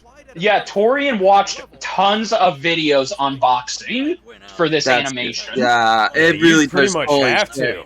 Yeah, for sure. And don't forget, TJ kept a heavyweight title for over 20 years. Yep. Despite how closely matched their power and durability Oh my were, god, there's never been an end death that goes this hard. Yeah. This is the best No, decapitation. wait. scene, man. Bender, there's actually one that goes harder. Hulk What's that? versus Doomsday. Winner is Okay, We'll get you're to that. Yeah. We'll get to that. Yeah, I it's still equal. like this one better. I know, Look at his but I'm face. just Look saying. Look Yeah, how you're happy right. he is. Oh, Yeah. oh, oh, My oh, boy. He knows he's on the best episode. Okay, Okay. Alex, I think you're it's up to time for a Alex. fucking Alex. death battle. Okay, Yeah. Alex. Where Go would ahead. you put it? And you're a fighter. You're a fighter guy. You know all the fighting yeah. stuff. So what are your Oh, thoughts yeah. on that? Okay, so fight choreography was really fucking good. There's enough theatricality in it that it's very interesting to watch, even from a non-fighting standpoint. You know, if you don't have a whole lot of experience, you don't have. There's not a lot of that death battle. Let's stand around and wait for everybody to finish their whatever the fuck that we usually have in these. Yeah. It's just two guys who are the best there is at what they do. And what they do isn't very nice. Best. Yeah, what they do, they're not being very nice to each other. We're gonna put it that way. So, I'm gonna say that this was highly entertaining. This was a fucking great watch. There was all kinds of ups and downs. I love the part where the referee got beat the fuck up. Oh, that was inappropriate. Yes. Oh, that's not appropriate. I'm going to put this. Let's see here. I think I have to put it above Goro versus Machamp. I think it deserves higher, honestly. Higher than that? Where do you think it should go? I honestly, this might be a hot take, but I would put it above Goku Black, or even above Chuck Norris if you really think about it. Oh, that's bold. That's bold words. I'd put it above. What? I'll go. I'd put it above of Megazord and Voltron. For me, it's even going to, for me. I'll put it above Omni-Man and Homelander. Yeah, ooh, yeah, that's just as bold. That's a fair one. Honestly, I'm gonna start my timer for myself since Kevin already said, this is a genuinely perfect death battle episode. Perfect in nearly every word. The analysis was phenomenal for both characters, especially TJ Cameo. He probably has one of my favorite analysis for any character in the series, bar none. Balrog was fucking great too, genuinely. And then you got the end. Do I even need to say anything? It is fucking perfect. It is genuinely Torian's all-time best episode. Without a shadow of a doubt. In terms of its animation, its weight, its impact, the death. I mean, yes, there's one death that's better. But in terms of overall quality, this episode just fucking nails it. And as I think one of my favorite end results, because it is so well researched. And I have defended Death Battle on this. When Death Battle does good research, which can happen, it's really fucking good. And this episode is a prime example. Honestly, I would say this episode is their best researched episode in the industry, bar none. And because of that, I'm gonna be honest. I'm gonna put it above Chuck Norris. Genuinely, because Chuck Norris versus Segata is perfect fun. It is a perfect fun episode. But this episode is genuinely a perfect Death Battle episode. The definitive, perfect one-on-one fighting game episode they've ever done. And I'll have to put it at the very top, at least in my opinion. I know it's a bold thing to say, but it deserves to be that. It deserves to be hot. It very much deserves to be hot. Rather not above Norris. I mean, it depends on the person. I think it does, personally. So yeah, above Norris. Gizmo, you're up in 3, 2, 1. Well, give me a moment. Okay. Let me know when you're ready. Yep. All right, RGS, you're up. Gizmo doesn't want to interrupt you. Okay, I got it. Sorry, I had to text someone. Yeah, it belongs in. It's time for a death battle. Where though? I would say right above Trunks versus Silver. This is one of the more grounded death battles and have the more grounded characters, and that's saying something. This is like perfect to a T. Like perfect with a capital P. Like holy damn. Like if you would have told me that they were gonna make a death battle with 2 boxing characters and it was gonna be amazing and it would be top tier, I would have thought, yeah, you're tripping. You're messing with me. But no, this managed to actually be one of the greatest death battle episodes of all time. The music was okay, yeah, like I said, music's always gonna be good, but damn, the fact that they used Killer Instinct's soundtrack was really, really a good choice. And it fit really well, too, with how they edited it with TJ coming back on his feet. The fighting choreography was amazing. The voice acting was really good. I love the commentator, how he's even after it just turns to a street fight, he's still commentating on it. Yes. The analysis was even better. The fact that Torian did deep research on not only the boxing lifestyle, but also just boxing in general, like the styles of boxing, the fights, the matches, the boxing the stars. That was, you can tell he paid very close attention and took his and put in great detail when he was involved in this matchup. The analysis, even at the ending, dude. How many times have we actually praised the after match analysis? Not much. Not that many. Not that many. That's like, rare. Not that many. The fact that we can actually praise the aftermatch analysis this much and talk about it this much too says something about the quality of this match. Like I don't know how else I could say that this is a very good matchup. I mean, like Your timer went off. Yeah, this belongs on top of Trunks versus Silver. Like, yeah, there's obvious clipping with the coat on Balrog, but the fact that we didn't notice it until we just started reacting to this, it tells you something about the quality of the matchup. That's a good thing. Okay. All right. All right, RGS, it's your turn. Are you ready? Suppose I am.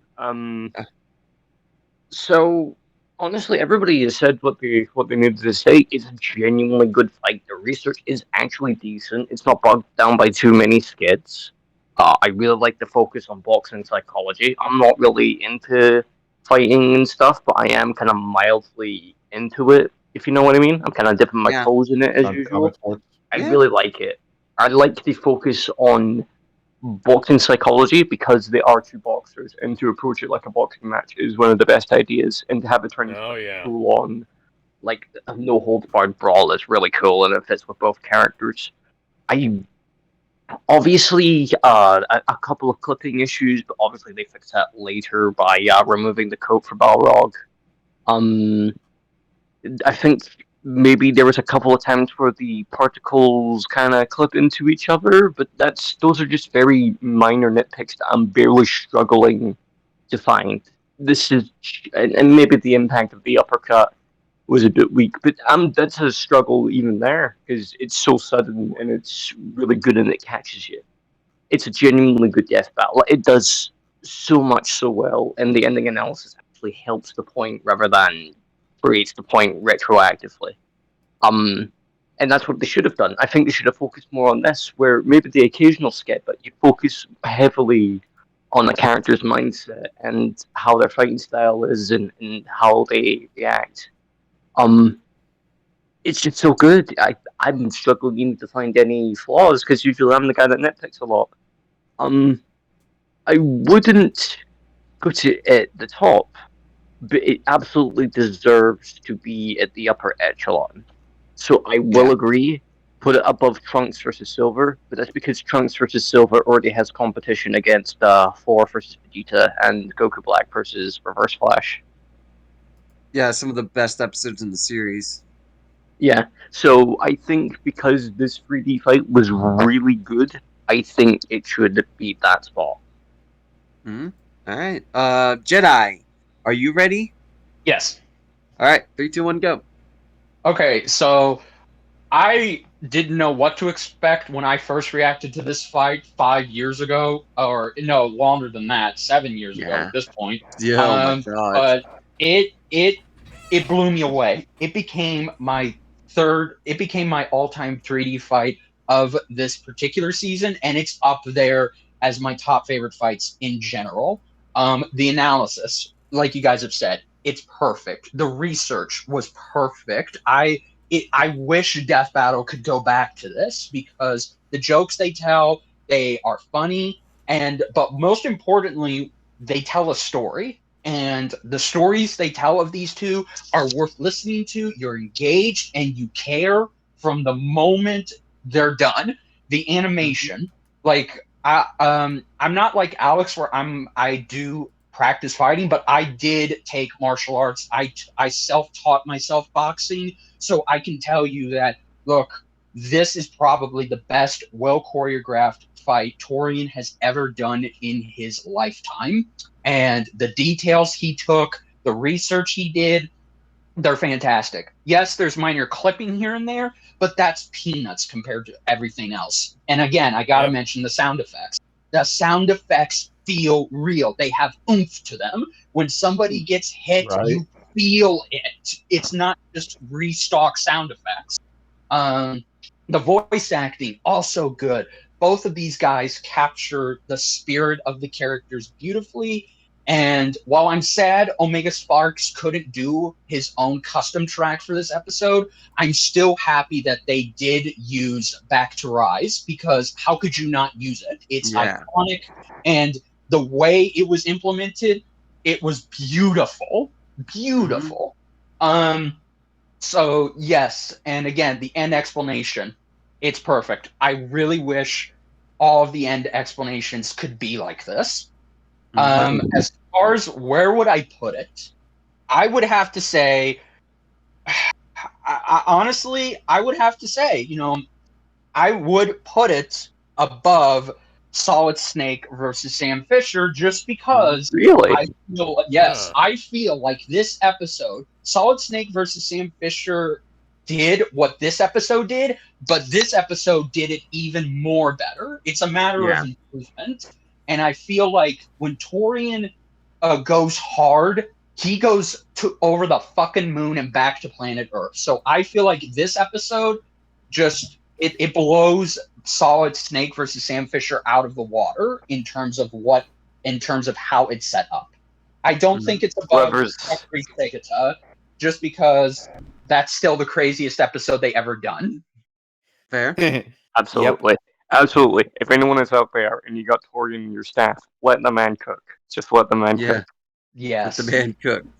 I missed this man. So, alright. So we got 1 for above Chuck, 1 for above Sam Fisher, 2 for above Trunks.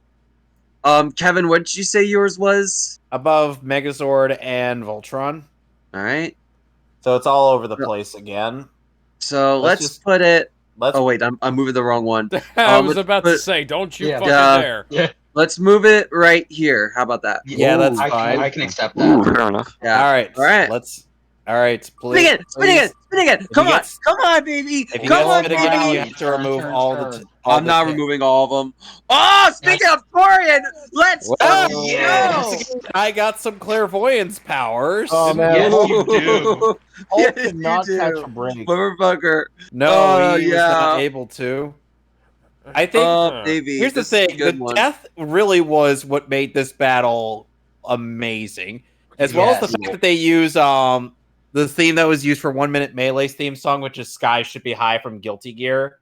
Oh yeah. All right. And would you believe that there was more to this episode? Like Torian had more of it, because this fight, I shit you not, no exaggeration, this fight animation killed his computer equipment at the time. Really? Oh my god. There was more things that we were supposed to get, but he couldn't do it because the rendering software that he was using, it couldn't take it anymore. I guess you can say it smashed his software. Anyway. I guess you could say his computer met its doomsday. In the corner. Anyway, so fun fact, in the Justice League and Justice League Unlimited series, Doomsday was voiced by Michael Jai White. Oh my god, really? Yeah. It doesn't sound like that. Maybe it's because it's wouldn't be able to tell but the distortion that they added. Yeah, that's what I said. He had the distortion in his episode Justice League Unlimited. It was his normal speaking voice in Justice League. Okay, but they distorted it in Unlimited. Yes. Yeah. Alright, I'll be right back. I'm gonna go to the bathroom. I'll be right back. Also, Bruce Banner's analysis is fucked up. Yep. Yeah. That fucking slap. That fucking slap, man. But when your father is mumbles under his mustache a lot, who can blame you? Oh, Sam Elliott. Yeah, Sam Elliott.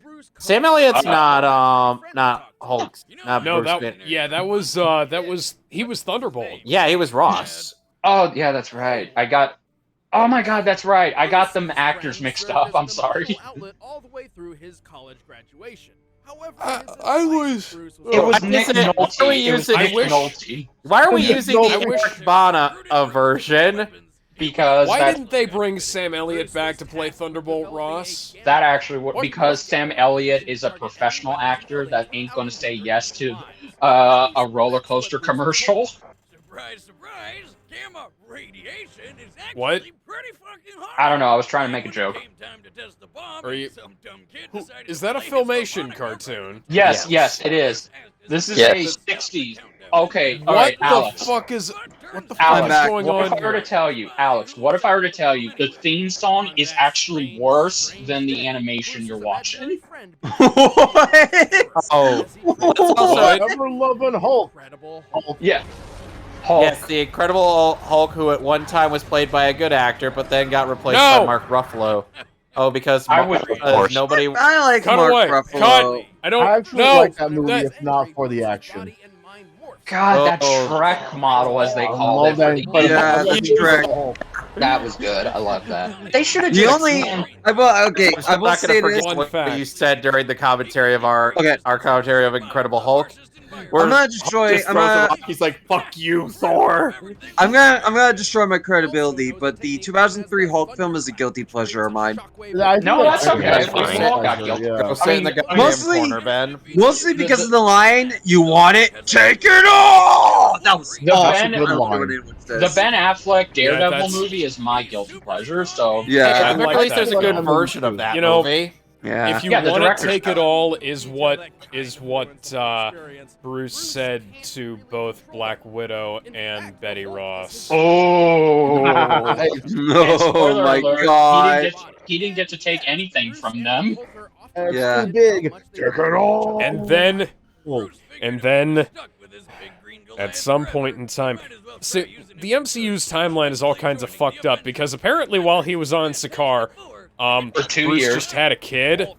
Bruce Yes. had a kid, He and, knocked and somebody that kid else. is now 15. Or But he doesn't whatever. look 15. Yeah. Well, he looks like Well, shit, he's like- but Okay, it's She-Hulk. Everything looks like shit in that show. that is Yes. true. But I still love the fact that No. Bruce essentially put the spotlight on himself while Jennifer's trying to introduce her hot blind lawyer boyfriend, who is a superhero, and Hulk just comes along and is like, "Oh yeah, meet my son, Bruce. What the? I'm trying to What have a the- moment here." Oh, and let's also. Oh, now Nobody likes you, Jen. Nobody This likes isn't it. comics. No, They're here to I watch really So- don't like that Oh show. yes, it's that moment. Yes, yes. Yeah. So happy they showed this. I hate this movie so much. I But you love like it the moment World unconditionally. Breaker Hulk. Ainley was like, "I'm going to make a comic book film." Literally. Yeah, Yeah. that's basically And what he did, and I kind of I'm love gonna it for it. I'm gonna And when he point was- my camera at a fucking comic book. And when he was Wait a asked second, this again, is a Reese- Filmation cartoon. yeah, okay. And when he was asked again, when Ainley was asked again, "Would you do another superhero movie?" He said no. I think Good. that's good. That Also, first to correct one was to terrible. correct that, he didn't destroy a planet. That was a whole dimension that he destroyed. Yeah. Oh, let's Yeah, also. pretty much. Yeah. And let's not forget that Broly is somehow superior to Hulk He is. just because Oh, of that he is. one-dimensional Absolutely. feat. Yeah, absolutely. This is I'll die on that. highly recommend you check out the '90s Hulk animated series. It's very good. Oh, Very and the good. 90s Hulk show remember was actually She-Hulk, good. the '90s show? Like, goddamn, the That animation. introduced me No, to this was the the show that '90s. was on The Fox '90s Spears Hulk and- show. Yeah, the '90s Hulk show is what introduced me to Ghost Rider, specifically Same. Robbie's version. Dun, dun, Well, dun, Robbie's version was way dun, later. I will You're not talking be about bullied. wanting things. Oh, there goes. Oh, yep. God. A lot of people rolling in the theaters with laughter. That was great. Yeah, I remember that. That was so good.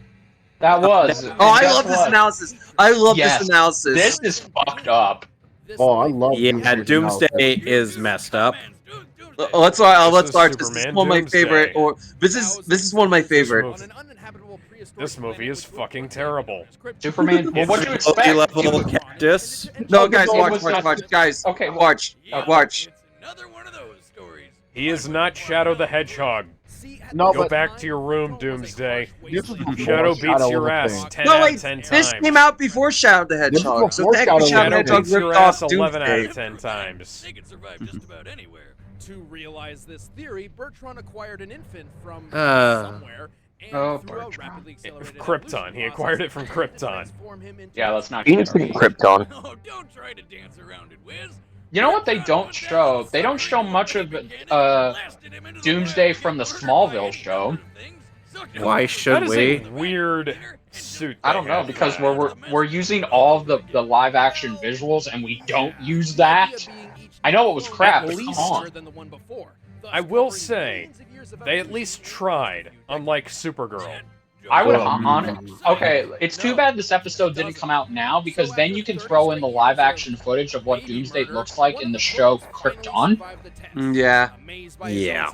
Which, fun fact, that was an actual animatronic puppet they built. Cool. Oh, nice. Yeah, it wasn't CG. Nice.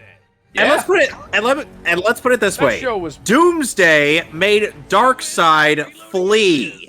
Yeah. Doomsday. Yeah. Darkseid was like, watch this. Watch Doomsday this. killed Bambi's mom. Oh, Watch and not this. only that, Doomsday jobbed out one of the Guardians of Oa, as in one of the short blue people. This guy was powerful before he even met Superman. Yeah. Fucking Bertrand.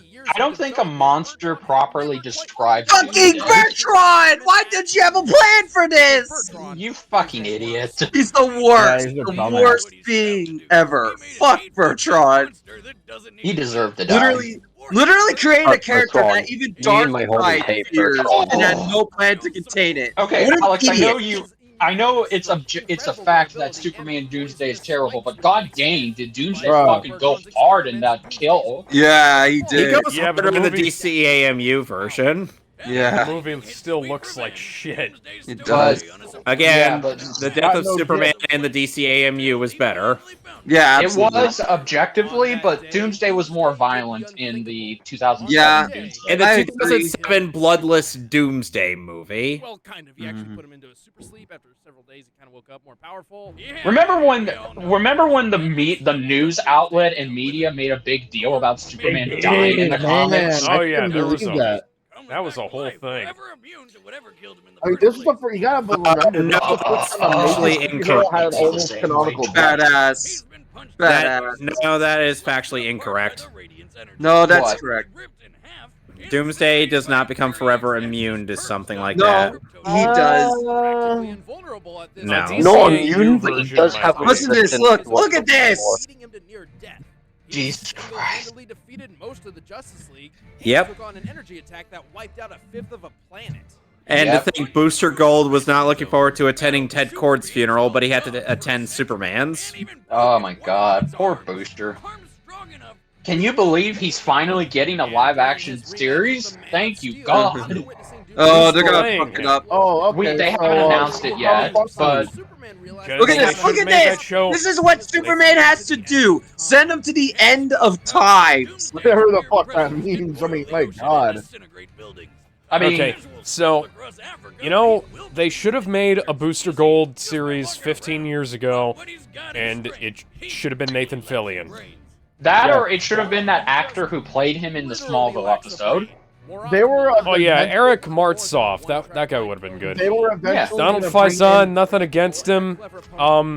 You know, Turk from Scrubs. Yeah, they were he was gonna also in eventually have him Clueless. in Legion.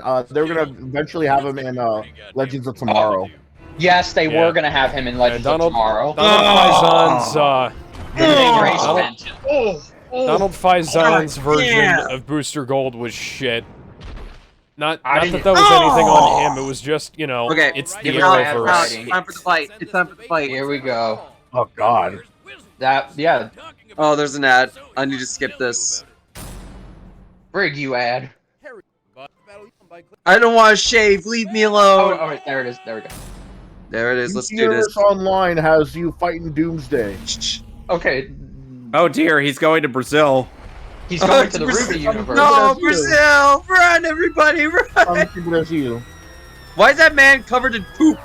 Oh, I know why you're angry. Yeah. It's Oh. because I went to Why Brazil. Oh, don't touch that! It's poop! Oh, God. By the way, you know what's one gag of mine and Alex is when we got to the two Doomsday movies. What was that? I had Doomsday sound like Scaramouche.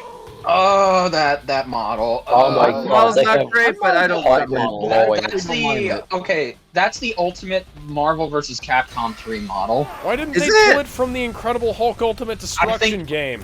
I don't know. It is, yes. It's one. It's either. It is.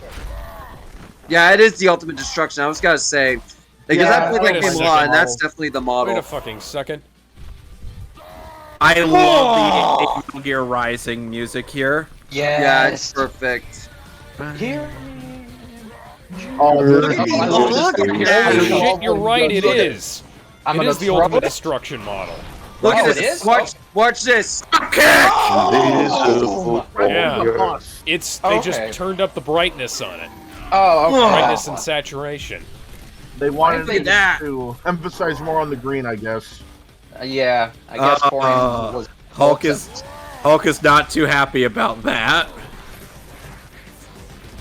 Doomsday, there's a easier way to beat him. All you have to do is just reach your hand out and say, "Hey, big guy, the sun's getting real low."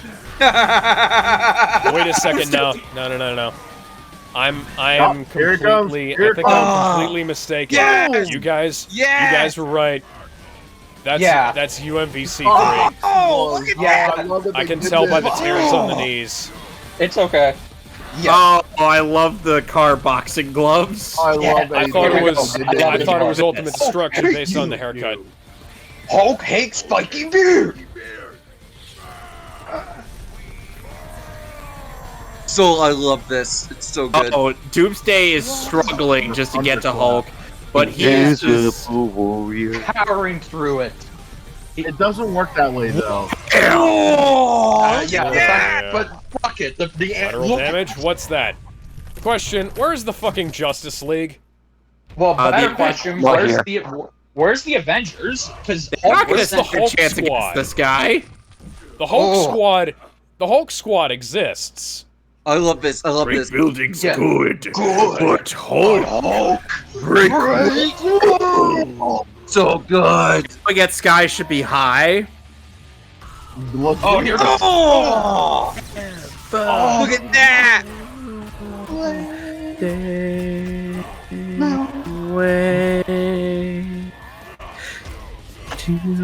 Oh my god.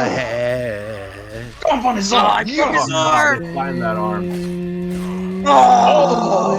Oh, here we go.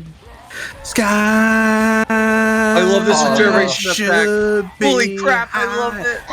Yes. Oh my god. God. Oh my god. Oh, what are you doing, my boy? Okay, Oh, God. Hulk, why are you just standing there and taking this? Oh my You know, god. the best death Oh, in here this it comes. show. Oh. He is 2, 3, just 4, 5, 6, 7, 8, 9, 10, 11, 12, 13, 14, 15, 16, 17, 18, 19, 20, 21, 22, Oh, Okay, but Hulk can still regenerate my from boy. that. no, he can't. He's dead. By this point in canon, he would Hulk have has died. a. Well, no, this was No, before. Hulk- This was before. Yeah, this was Before, before yeah. the Hulk, Alex. Yeah, just before the Hell Hulk stuff. At this time. Now, if he did this, which is why when we get to Broly versus Hulk, when Oh, he we was already actually- got that. Yeah, we already we already- got that. Yeah. Yeah, so That's why when Broly ripped off his head, it did not work. Yeah. Oh, this Also- was beautiful. I will say Yeah. the result gets a bit weird because they go a bit fan fictiony. You'll see that in a Hey. moment. Yeah. Wait a second, you said Hell Hulk Yeah, this was before Immortal that, Hulk. or Infernal Or- Hulk? fucking justice. No, this was before that it was confirmed. Rarity in the Marvel universe. In fact, the Confirmed that gamma radiation was actually from hell. Yeah, this was before that retcon. Yeah. Okay, What I, the I hate the Immortal I Hulk hate the is bait called and Devil switch Hulk they do for here. the sake of, you know. Yeah, for the well, sake let's of listen to keeping it this straight. because it gets a bit weird. This one looked like it could go either way. Which means the devil's in the very tiny details. The irony, because the devil would literally get involved later in the comics. Yep. Well, even assuming Hulk's strength was Oh. his healing factor was not. Don't get me wrong, it can only be overtaxed by hits from absurdly powerful beings such as Zeus or Sentry, whom Doomsday certainly compares. Right.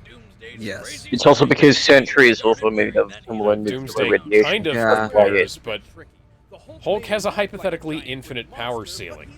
Here's the thing, though. Doomsday is beaten beings with infinite scaling as well. Like Superman or a Darkseid. Oh yeah, I do Darkseid especially. Doomsday has beaten Doomsday. I wouldn't be I meant surprised if he... Darkseid. This is the weird fanfiction-y part, where they try to say the emotional thing, and it's weird. Yeah, like his healing factor ties to his emotions and rage. Right, so... And they Well, tried to that's just... from the that's from the production Bible for the Incredible Hulk comics. So I take it it's not correct in nowadays. Yeah, I mean, well, the way it was having read the official guidebooks to the Incredible Hulk, they say that the Hulk's as the Hulk's rage increases, his strength and healing factor increases as well. And oh, I fucking hate injustice. Yeah. So Hulk's healing factor and strength increases the angrier he gets. So that basically means the longer the fight goes, the more durable and the stronger he gets, the more likely the fight is to go in his favor. The more injured he gets, the more likely he is to heal quicker from those injuries. The issue is Doomsday's scaling to other higher beings. Like again, you can overwhelm him, sure, but I don't. Hulk is also not as. Why is my mouse cursor just drifting across the screen? Go back. I have no idea. Okay, so hypothetically, Hulk is not. Hulk is dumb, but he's not that dumb. He should have. Hulk a nuclear physicist in spare time. Hulk is. Okay. He has a certain level of ability. That kind of stupid. He's like where he can where if he knows he's getting overwhelmed, he can do a little bit of fallback to give himself time to heal up. But he doesn't need a whole lot of time to heal up. He'll like go off to the side, pull the spikes out and come back and fighting. I don't. Okay, so in official analysis terms, I don't disagree with the idea that Doomsday could beat him. I don't think they did a good enough job of demonstrating that he can. That is fair. All in all, the fight starts off pretty good. It starts truncating very heavily towards the end. Doomsday just starts stabbing him with stuff, and like Hulk can jump a very long distance. And Hulk could like jump away, yank the spikes out, let himself heal up for about 5 seconds, and then jump back. Heck, and they could be. There's this one issue. Doomsday is far faster, but they don't really make that clear here. Also, Doomsday would be able to. Doomsday is faster. Yeah, Doomsday would not let Hulk get away. Reaction speed Hulk just has to have a brief second to pull those spikes out so that he can heal. The issue is that is really fucking fast. But the issue is that Doomsday can keep up with even other speedsters and Darkseid and so on and so forth. That's kind of the issue. I'm not disagreeing. He could regenerate, but Doomsday is not going to let him that easily. Yeah, Doomsday is kind of a relentless guy. He didn't even let Superman have a room. He didn't let Superman have any room to breathe. Here's a good example. Let me say this. Doomsday is essentially the Godzilla of comic book pop. No, not really. No. Because Godzilla is also relentless. He doesn't let his opponents get away. He's always going to 2016. Yeah, this came out several years after the official guide to the official guide to the Incredible Hulk did. And when I saw this death battle originally, it came off to me like they were using the Ultimate Hulk and not the 616 Hulk. And 616 Hulk, I could definitely believe would lose this fight because his abilities are not scaled nearly as high as 616 Hulk. 616 Rage Hulk has the ability to do a lot of like whacked out shit. And before you even get involved in like more recent Immortal Hulk and before even branching out into like Devil Hulk shit, you can if Doomsday can escalate the fight faster than Hulk can react to it, Acclimate. and I can believe that he could win this fight. I don't believe, based on how this death battle was paced out, that Doomsday was doing that. So I mean, here's the thing, though. If they let me give this perspective. If they did that, the fight would not be the fight would not last for more than a minute. If they did that, you have to have some kind of entertainment there. So let's look at it from Death Battle's perspective. Let's be fair. Looking at it from Death Battle's perspective, that is now putting an external factor outside of the factual nature of the art itself, and I'm not going to say that the fight would only last a minute, because the fight is not going to last only a minute against the Hulk. Once the Hulk realizes what the fuck is going on, there is going to be a certain amount of back and forth between these two characters, and Doomsday's a regenerative character as well. Also, they're going to be trading blows. There's going to be a lot of whacked out shit going on in this.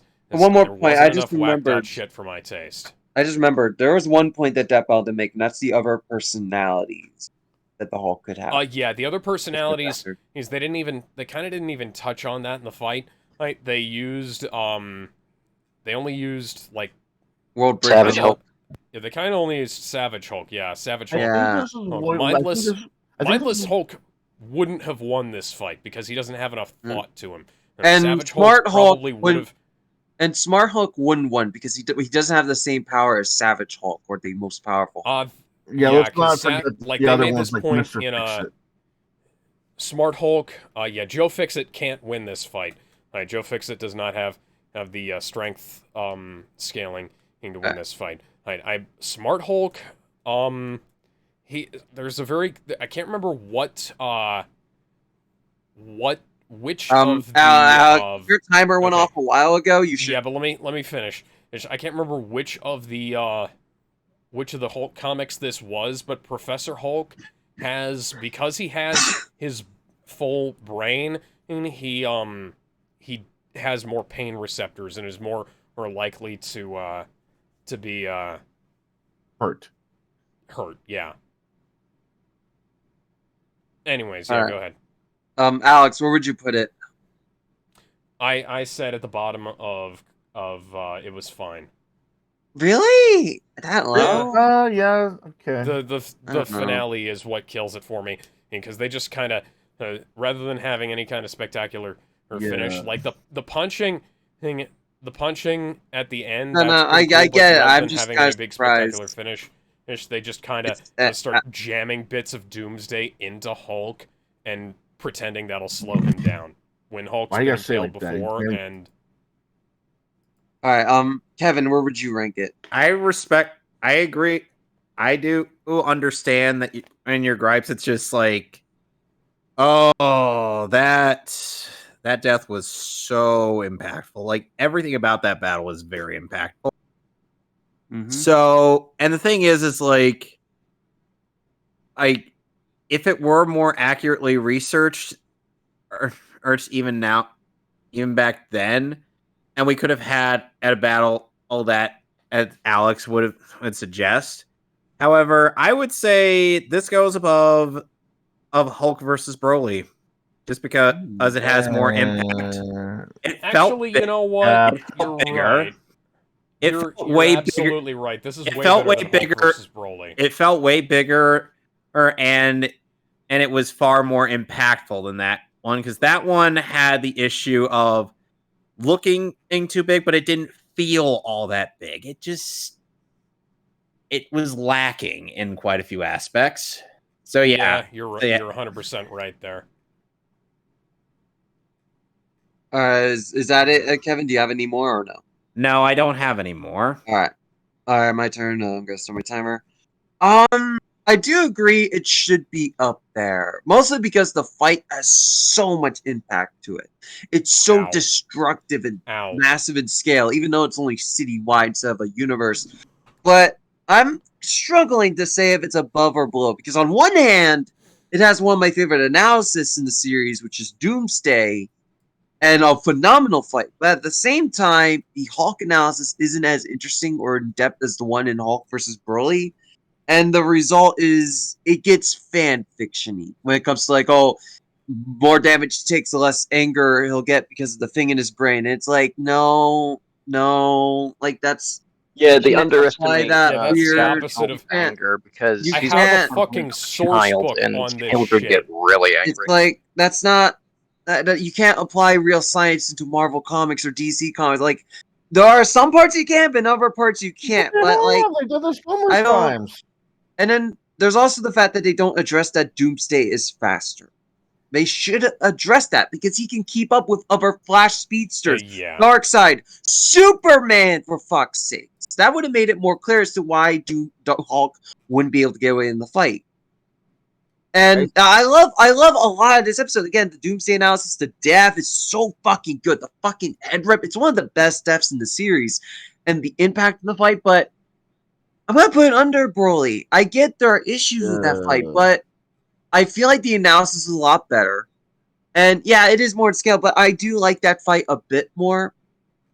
Just I don't know, like I get it's not as impactful, but I like it a bit more in terms of its quality. And again, the result is far more reasonable. It is explained really well. Well, here it's very fan fictiony when there are multiple ways they could have done it that would have been more correct.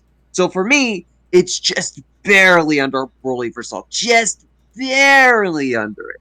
I feel like if the result was more, my timer went up, but I'll say this: if they did the result a bit better, it would have been above. It's the result I have the most issue with that keeps it under. So Gizmo, you're up in 3, 2, 1, go. Yeah, and putting this episode anywhere near "It's Time for a Death Battle" or even a worthy death is a major cap. It's I when I first saw this episode, I would have put it on "It's Time for a Death Battle" because the first time I've seen Hulk and Doomsday duke it out with such big hits, but big hits does not make a good death battle make. We've seen a lot of other death battles where the impact was noticeable and amazing, but that didn't make the episode any better. This episode had impact, but it had too few impacts. If you know what I mean, like what 5 big hits, and then they started killing off the Hulk. I mean, it's been brought up during this episode that they planned on having more combat modes, like combat moments, like more hits, more attacks, more this and that. You can immediately tell that it was all cut out. Whether it be because of technical difficulties or maybe there was even some more behind the scenes stuff that prevented them from doing so, you can tell there was supposed to be more. That big ass bruise, him coughing up that blood from the Hulk, you know that wasn't from just the building, because we know just the building is not going to bruise the Hulk anytime soon. The music was actually fit. I actually like the music, but again, I'm gonna bring it up. That's literally any death battle. The death was actually pretty gruesome, which it is a plus. I'm gonna agree with everybody there that it was really great. But you got 10 seconds. This episode was lackluster, because of what they could have done. I'm gonna rate it low on. It was fine, right at the top. I'm gonna finish my thought. I'm gonna finish it off with this. I understand why people think this is one of the greatest, but what I don't understand is why you would put it on the highest tier. Like, a big impact does not mean good episode. You have to have more than that. There's not much choreography going on with it, and there's other stuff that was wrong. I've already said, so there's no way I could any more than it was fine. That's just kissing ass. Nah, I don't agree. But maybe our GS dude, they've been kissing ass for fucking Broly versus Hulk, to be honest. That's a great episode, man. I don't know what you're talking about. It makes a lot more sense for you to say it's time for a death battle with Broly versus Hulk, because there was a lot of Gizmo. Okay, yeah, I've I'm sorry. already said that. Okay, All right. go ahead, man. All right. Yeah, RGS, maybe you can address it if you agree. I don't know. You're up in 3, 2, All 1. right, I'll address that first. Yeah, I think they both kind of have a similar DNA, in which I don't really like. It is focused more on spectacle than actual building, if you know what I mean. It's like it focused on like actually making use of that scale. With Hulk versus Doomsday, it's a little bit better because we have collateral. We actually have a feasible collateral that we see and how their fight affects the background that they're in. Whereas the for environment. Hulk versus Broly, it's just yeah, in the environment. And it's just for Hulk versus Broly, it's just dimensions cracking. It's not very interesting. While the fighting choreography in that one is better, I still don't like the matchup because I think it's relatively silly. But that's my own grudges of Hulk versus Broly, and I think I already went into them already during that thing. For Doomsday, it is a case where I think at the most you can put it pretty damn good because it does have good points like the death and the occasional bits of the fight and a lot of the cool moments where Doomsday has to protect against Hulk's moves. They're really cool and shows that they go off each other. But the issue is ultimately how they approach Hulk's anger. Because don't forget, they also said, "Oh, Hulk can't be angry all the time, or else he'll become apathetic." And I don't like that. That's stupid because you forget that Savage Hulk has the temperament of a child, and children can get irrationally angry, and they can keep being irrationally angry. Children do not have a limit on their anger. They are permanently pissed. Yeah. Yeah. I can speak from experience as a former child. The children just get irrationally pissed. You cannot. As a former child myself, I would like to lend my expertise to this death battle analysis. Yeah. and I do think I have a place to say as well, because obviously I'm a person with autism, and I think that I kind of sympathize with a character like Hulk because I have get autism really too? So do I. Yeah, I have autism wow. myself. Diversity, yeah! No, I'm joking. Yeah. But the point is, you can't use that for Hulk because Hulk can still get infinitely angry because he does have that temperament of a child. Obviously, Bruce Banner does keep him in line in certain continuities, but it's still that anger is still infinite. However, I will also agree that Alex was right in saying that Hulk does have opportunities to step away from the fight and quickly heal. Ideally, they would address that by having Doomsday always grab the back of his head or his hair and drag him back into the fight. But they don't really show that, and they don't really convey Doomsday's speed well, especially since he's good enough to fight against Darkseid, one of the most powerful characters in the DC and cosmology. one of the fastest. And one of the fastest, because obviously he has the boom tubes and he can do the speed of light. It's a very fine fight, and there was a lot of good moments, and I do like the usage of Sky Should Be High. Is that what the song is in Guilty Yes, Gear? Sky Should Be High is the second song used in this death battle. The other one is from Metal Gear Rising. Hot Wind Blowing. Yeah, the Hot Wind Blowing from the Rising DLC. They're really good tracks, and they do work for the song because it is about conveying destruction and how heights are being broken. So it is pretty decent. I think this goes in pretty damn good, and can you scroll down to pretty damn good for me, please? That way I can see. Yeah. Give me one moment. You get the yep. Thank you. Pretty damn good, and I guess you could put it where put it above Flash versus Quicksilver. Yeah, it's fair. All right, Jedi, you're up in 3, 2, 1, go. Okay, so I'm like everyone else here. I'm taking my nostalgia glasses off because I don't want to judge it based off of my own personal past nostalgia enjoyment. Looking at this episode now through the eyes of a modern day, I guess, death battle critique. This episode, it has problems. Analysis wise, I got more invested in Doomsday's than I did Hulk's. Yep. And I do agree that there were stuff that they talked about for Hulk that didn't even matter in when they got to the animation. And jumping into the animation, I did bring up, like I said, Torian had mechanical problems with this fight. It was a miracle that he even got it done. But I do gotta say, yeah, no, it's the fight itself is just punch, punch, bang, bang.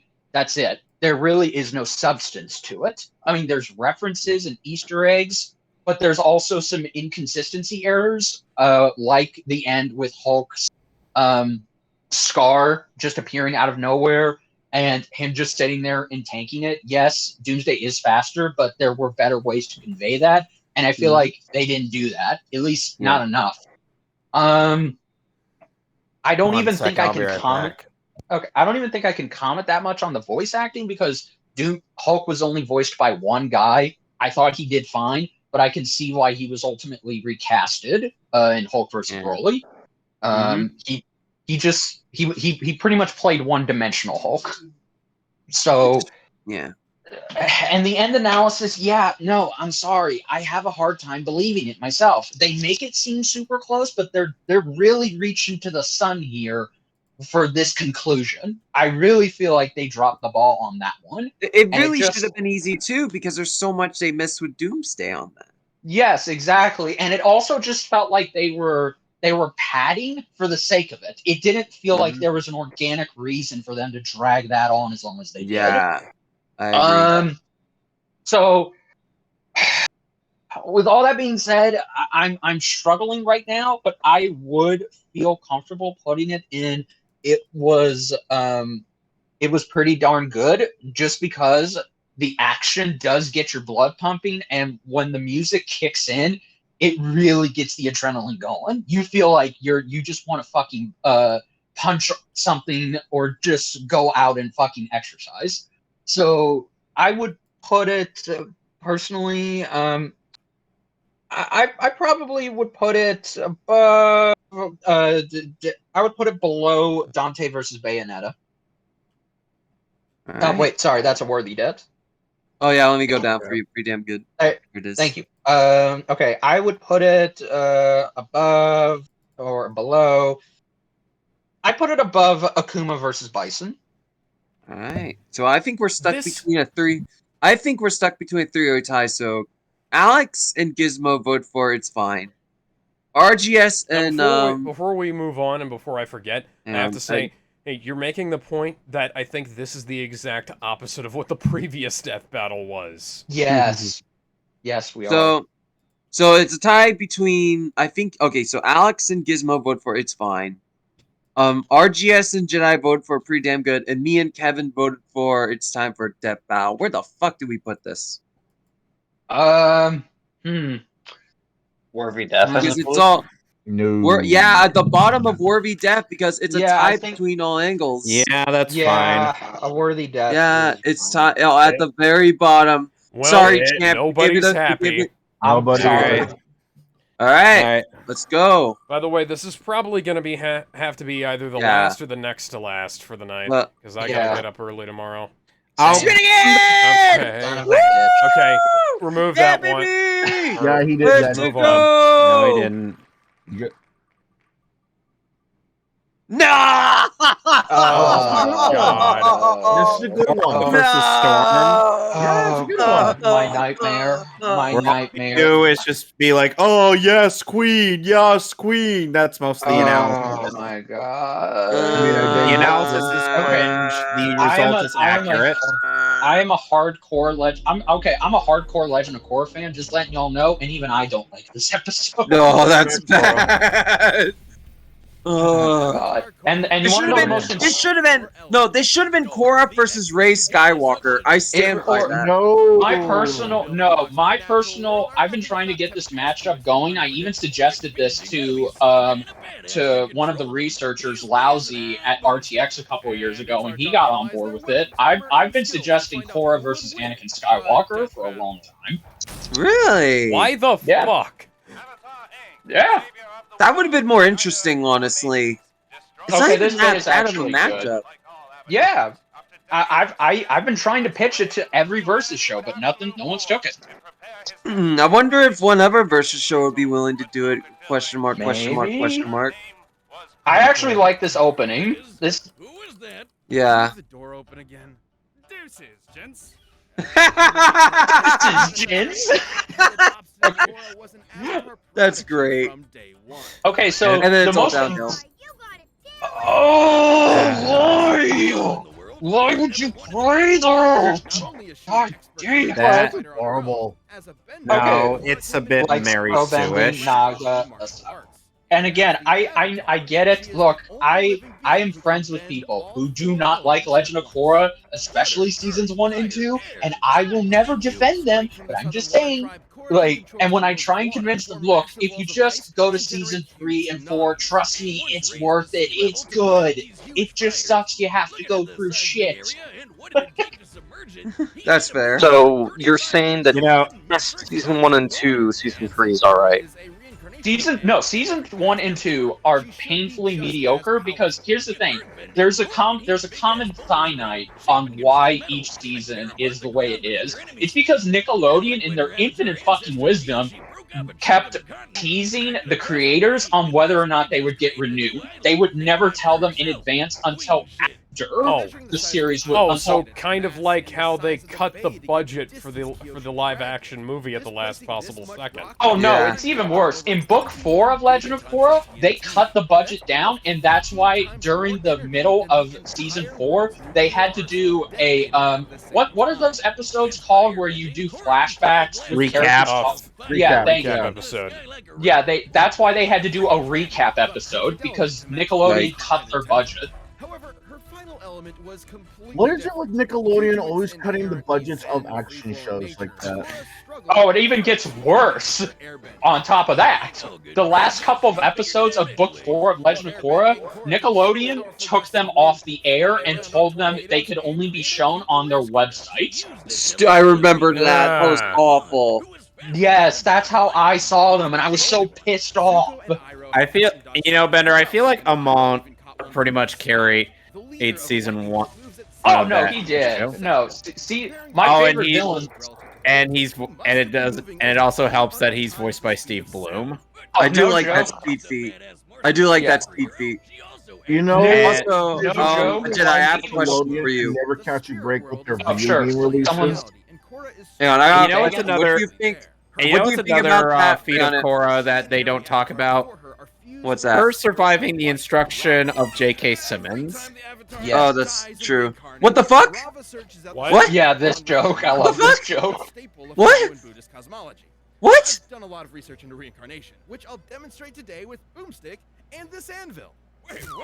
Oh my god! Avatars usually reborn into a different nation, but I said Oh my god! reincarnate into the nearest So- vessel. This identical Okay, so he clone just... Wait.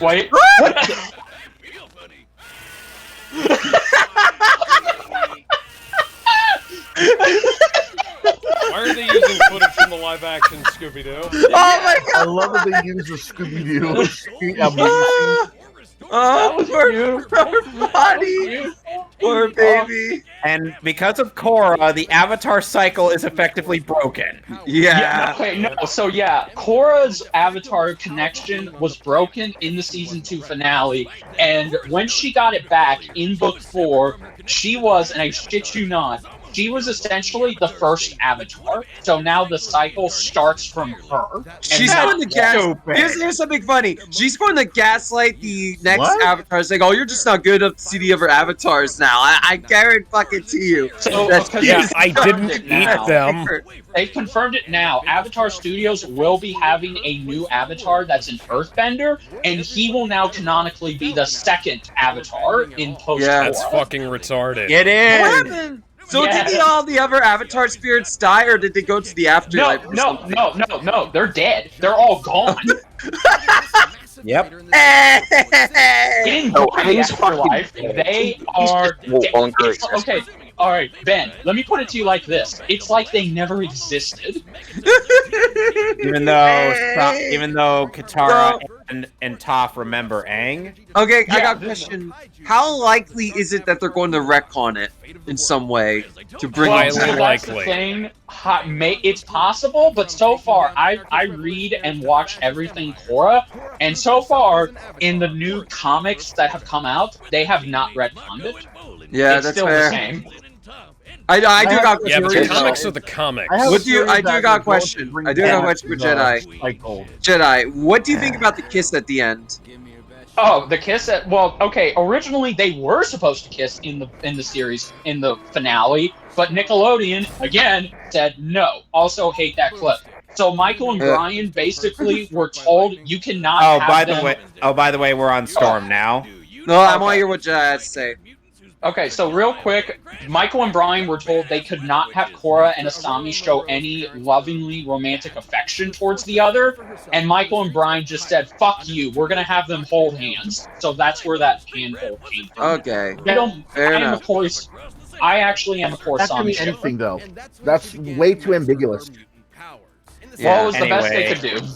Yeah. Anyway, Storm. Yeah. By the way, Storm is an Omega level mutant. Yeah, so it's already one-sided. Yeah, no, I hate this analysis because everything they bring up for Storm just further pins into the coffin how Korra is fucked. Yeah, it's not even hidden. No, here's the thing. God. Korra's inside the coffin alive right now, and Bolin and what's his face? Ace are just carrying it around, doing the coffin dance. Yes. Also, everyone dancing around the coffin is other fighters that won one-sided matchup. So you got the fucking Flash twice over.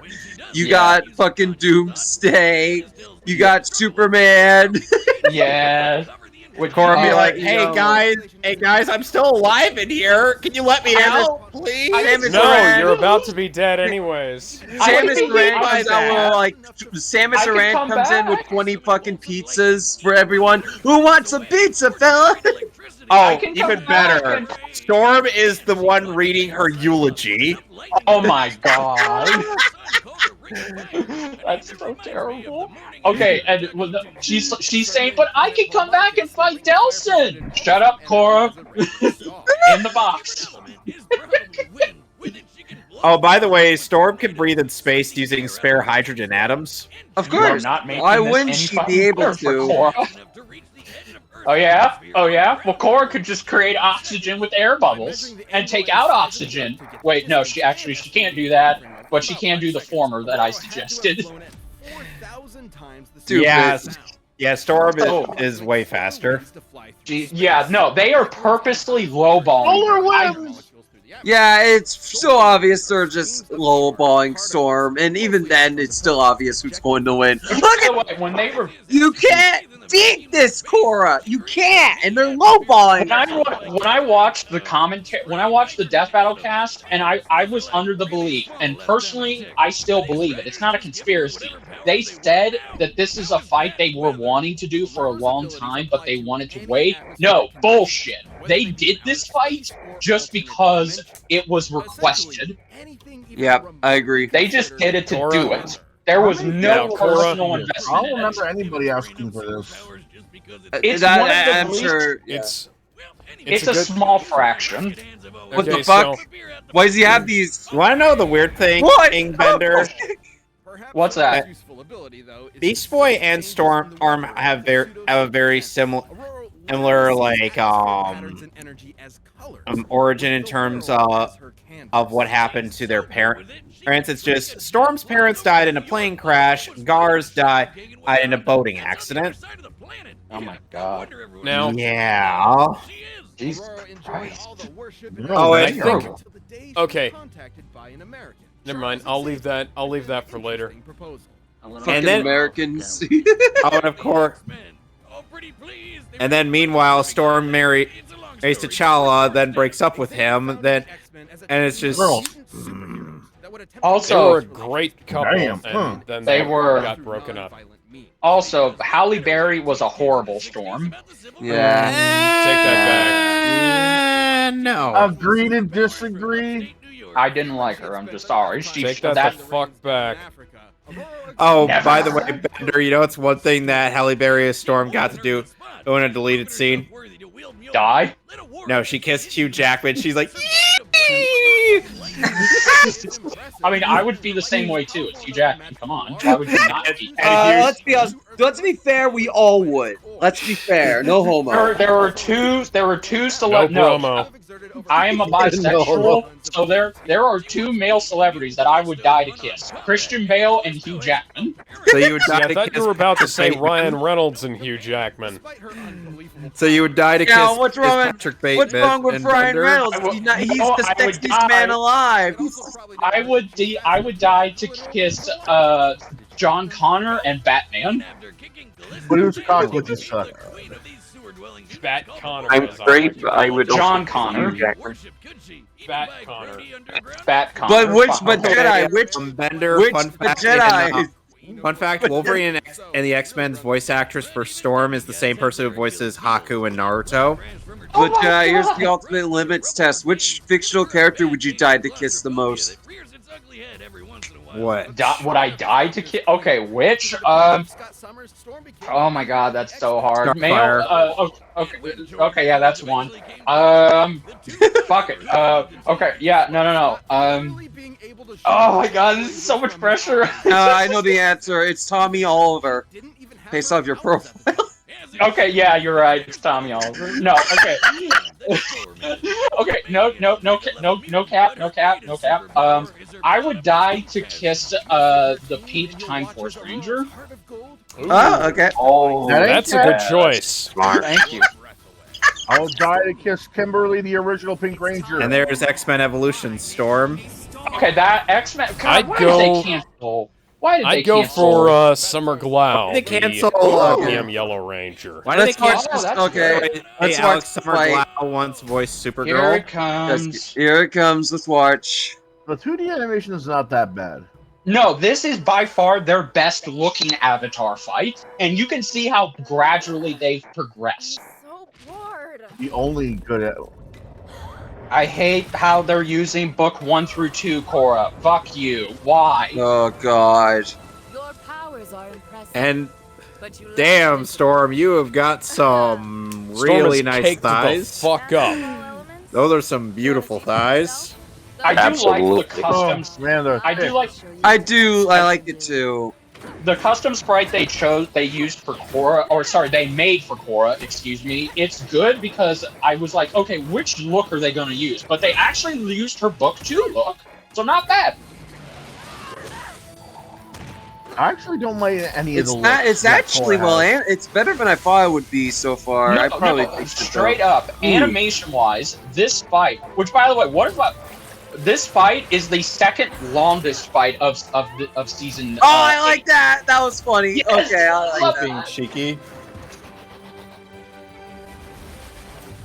God, these effects! Oh my Oh, god! that was good. That was that's very the beauty good. of Marvel vs. Capcom sprites. Yeah. Well, yeah, they had to. They were literally obligated to use. And airbending? Starting to feel a little less special here. The facial expressions are really good too. What the Oh fuck? God, yes, I know. Trust What me. the hell? This is second to Dio versus Oh. Alucard levels of going hard. Yeah. What the fuck? The Oh, Spirit man. Realm. Okay, I do like this. I remember this. Yes. All the guys that died, watch. I saw one Sonic. cameo. Ah, Yeah. Sonic. There's a cameo by popular YouTuber Nemesis. Yeah, Blood Nemesis, I think his name was. Yeah. This is so good. Jean Logan, I won't let you down. Hell yeah. Oh, cabbage. My melons! It's cabbage. Even in the I will afterlife, never you be can't catch a saved. break. That's great. I Also, love that in the afterlife, you can't catch a break with this cabbage You're cart. no bender. did the cabbage cart die too? Yeah, I mean, Yeah. I assume he died from old age, and he's just here.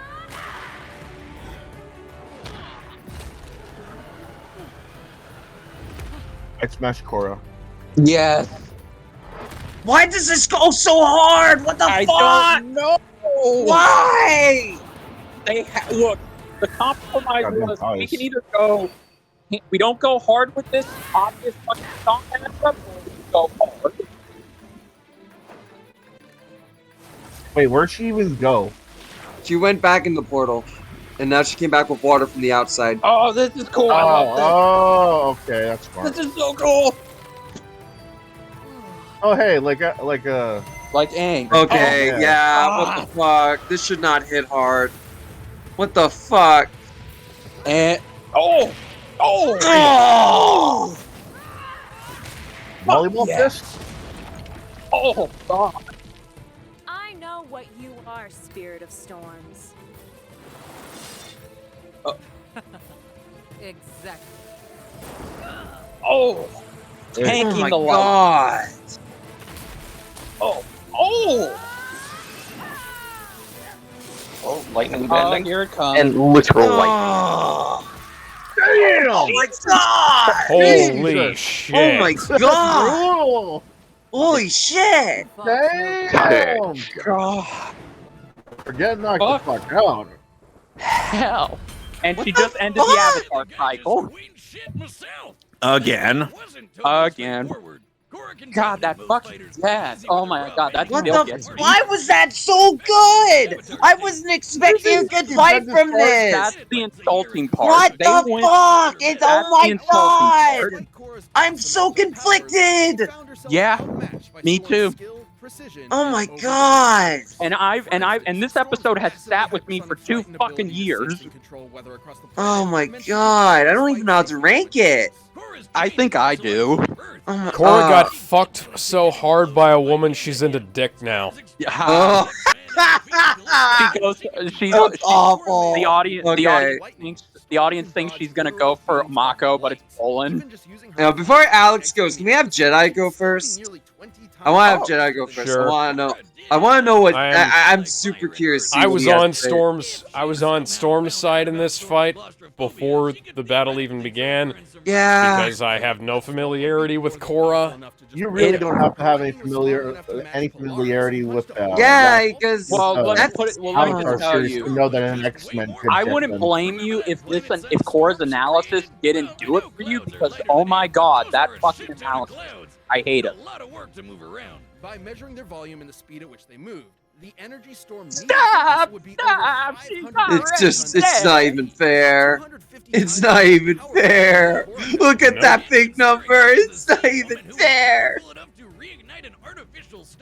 Results like that aren't outliers. Jesus Christ. The spirit world wouldn't have helped, considering Storm has manipulated alien weather from outer space and alternate dimensions. Yeah. Problem adapting there. Oh man, I forget how crazy the X-Men Korra would not be able to depower her with adventures can be. And none of that is counting the ways Storm could have ended the fight right Ooh, off yeah. the bat. Stop. She's already dead. She's already dead. I hate this end analysis because it's just like, please, just for the love of God, end it. You already showed how fucked she was. It's over. Oh God. Just Out of shape. Korra just couldn't weather the storm. My girl. oh my god. Okay, so give me one moment, Jedi. I'll let you go. Let me just get back to the thing. That's the wheel. Oh man, okay. that had no business being that good. Okay. No, it did not. No. Okay. Jedi, you go in 3, 2, 1, go. All right, so like all of y'all, I hate this fucking episode on a logistical standpoint. I've never been a fan of this matchup. Never will be a fan of this matchup. I hate how it was put here in a season celebrating 10 years. It does not deserve to be in this season. That being said, it was the shit. It was the analysis was just, it was terrible. Korra's, in my opinion, I hate how they portrayed her. I think they could have done a little bit better, and using the Mary Sue clips, that didn't help. Storm's analysis, it was like a loaded gun. It just kept firing until the gun ran out of ammo. And then they put in more ammo. Yes, and then they put in more ammo. And then the animation. Okay, this is gonna sound crazy. Alex. This is gonna sound crazy, but this is probably my one of my favorite 2D sprite animations of season 8, just because of how hard it goes. It's got everything. The voice acting is good. Both actresses do a great job of representing the characters. Again, I wish they would have used Book 4 Korra's personality and not Book 1 through 2, but whatever, I'll get over it. It's been a while since I actually seen Korra outside of book 2. I have Yeah, book 3 and 4. What are her sure. personality like? She's a much better character in book 3 and 4. Anyway, the death itself and the accompanying music, I feel like those are just the highlight of the episode, along with the animation. So I am conflicted to this day, but if I had to say where I would put this, I would say it should go in a worthy death. I think it should go under. I think it should go over Archie Sonic versus Wally West Flash. Fair enough. Do you mind if I go next? I have my own take to give on this. Yeah, feel free. I'm done. All right. Let me start my timer. This is an opposite scenario of Naruto versus Ichigo, where the result was very questionable or outright wrong. This episode was just so one-sided, it's not even funny. Jen already put it this way. The analysis was essentially, not even gonna have to disagree, it was a fucking minigun. A TF2 unusual minigun that just fired and No. That's wrong. It's the unusual rocket launcher that fires 99 missiles a second. It's essentially that. But oh my god, the animation! What the fuck, Death Battle? Why did that go so hard? It's genuinely one of the best animations they've done in this show. I don't know why I forgot about this. Like, I'm genuinely shocked. Like, Because you were blinded by how much of a stomp it was. Exactly. I'm genuinely shocked by how good that was. That shouldn't. Here about the It's shocking. Now, yes, it has issues. They use her worst personality. I'm not a Korra fan, but that is an issue for the fans of the show. But oh my god, the animation's so good, you kind of forgive it on that aspect. Yes, I agree. Because of that, I would put it above Naruto for Ichigo, because unlike that one where you could argue it's flat out wrong. Yes, it is. This one's right, but at the same time, it's so one-sided and they make that so obvious. I can't put it above anything else. It has to be above Naruto versus Ichigo, and I cannot fucking believe I'm saying that. I genuinely cannot believe I'm saying that for this fucking episode. But I am because of course, of fucking course. Good job, Death Battle. You blindsided me once more. Hope you're happy. All right, Alex, your turn in 3, 2, 1, go. You know what? I'm gonna go. Let me pull up the list here. Okay, so this was an excellent fight to watch. It was incredibly obvious who the winner was going to be the second they started Storm's intro. So the fact that they put a Marvel character up against an Avatar character was already kind of obvious. Well, that depends on which Marvel character versus which Avatar character. Yeah. But okay, so that aside, let me solo her. It's a good enough. I gotta put it in a worthy death. I'm gonna put it below Spider-Man versus Batman. Whoa! What the fuck, Alex? I did not like that. No, I really like the fight. The fight is really well done. Yeah, it's amazing what good animation will do for a Death Battle episode where it's bad everywhere else. It's genuinely kind of amazing. And this came out in the same season as Blake versus Mikasa. That's the craziest thing. Yeah, it came out in the same season as Shao Kahn versus Akuma, which was followed up by this, which was later followed up on. Jesus. Oh God. Okay, Kevin, it's your turn in 3, 2, 1, go. And the thing is like, I couldn't care less about the analysis of them being like, oh yes, queen, oh yes, queen. That was the stupidest part of that analysis. Yeah. However, the battle itself was really good. The battle portrayed both characters better than the analysis ever did. Facts. And it really is a shame that Korra had to be paired with an opponent who could easily just like like poke her and she'd just explode. Just eviscerate her just by pooping. Yeah.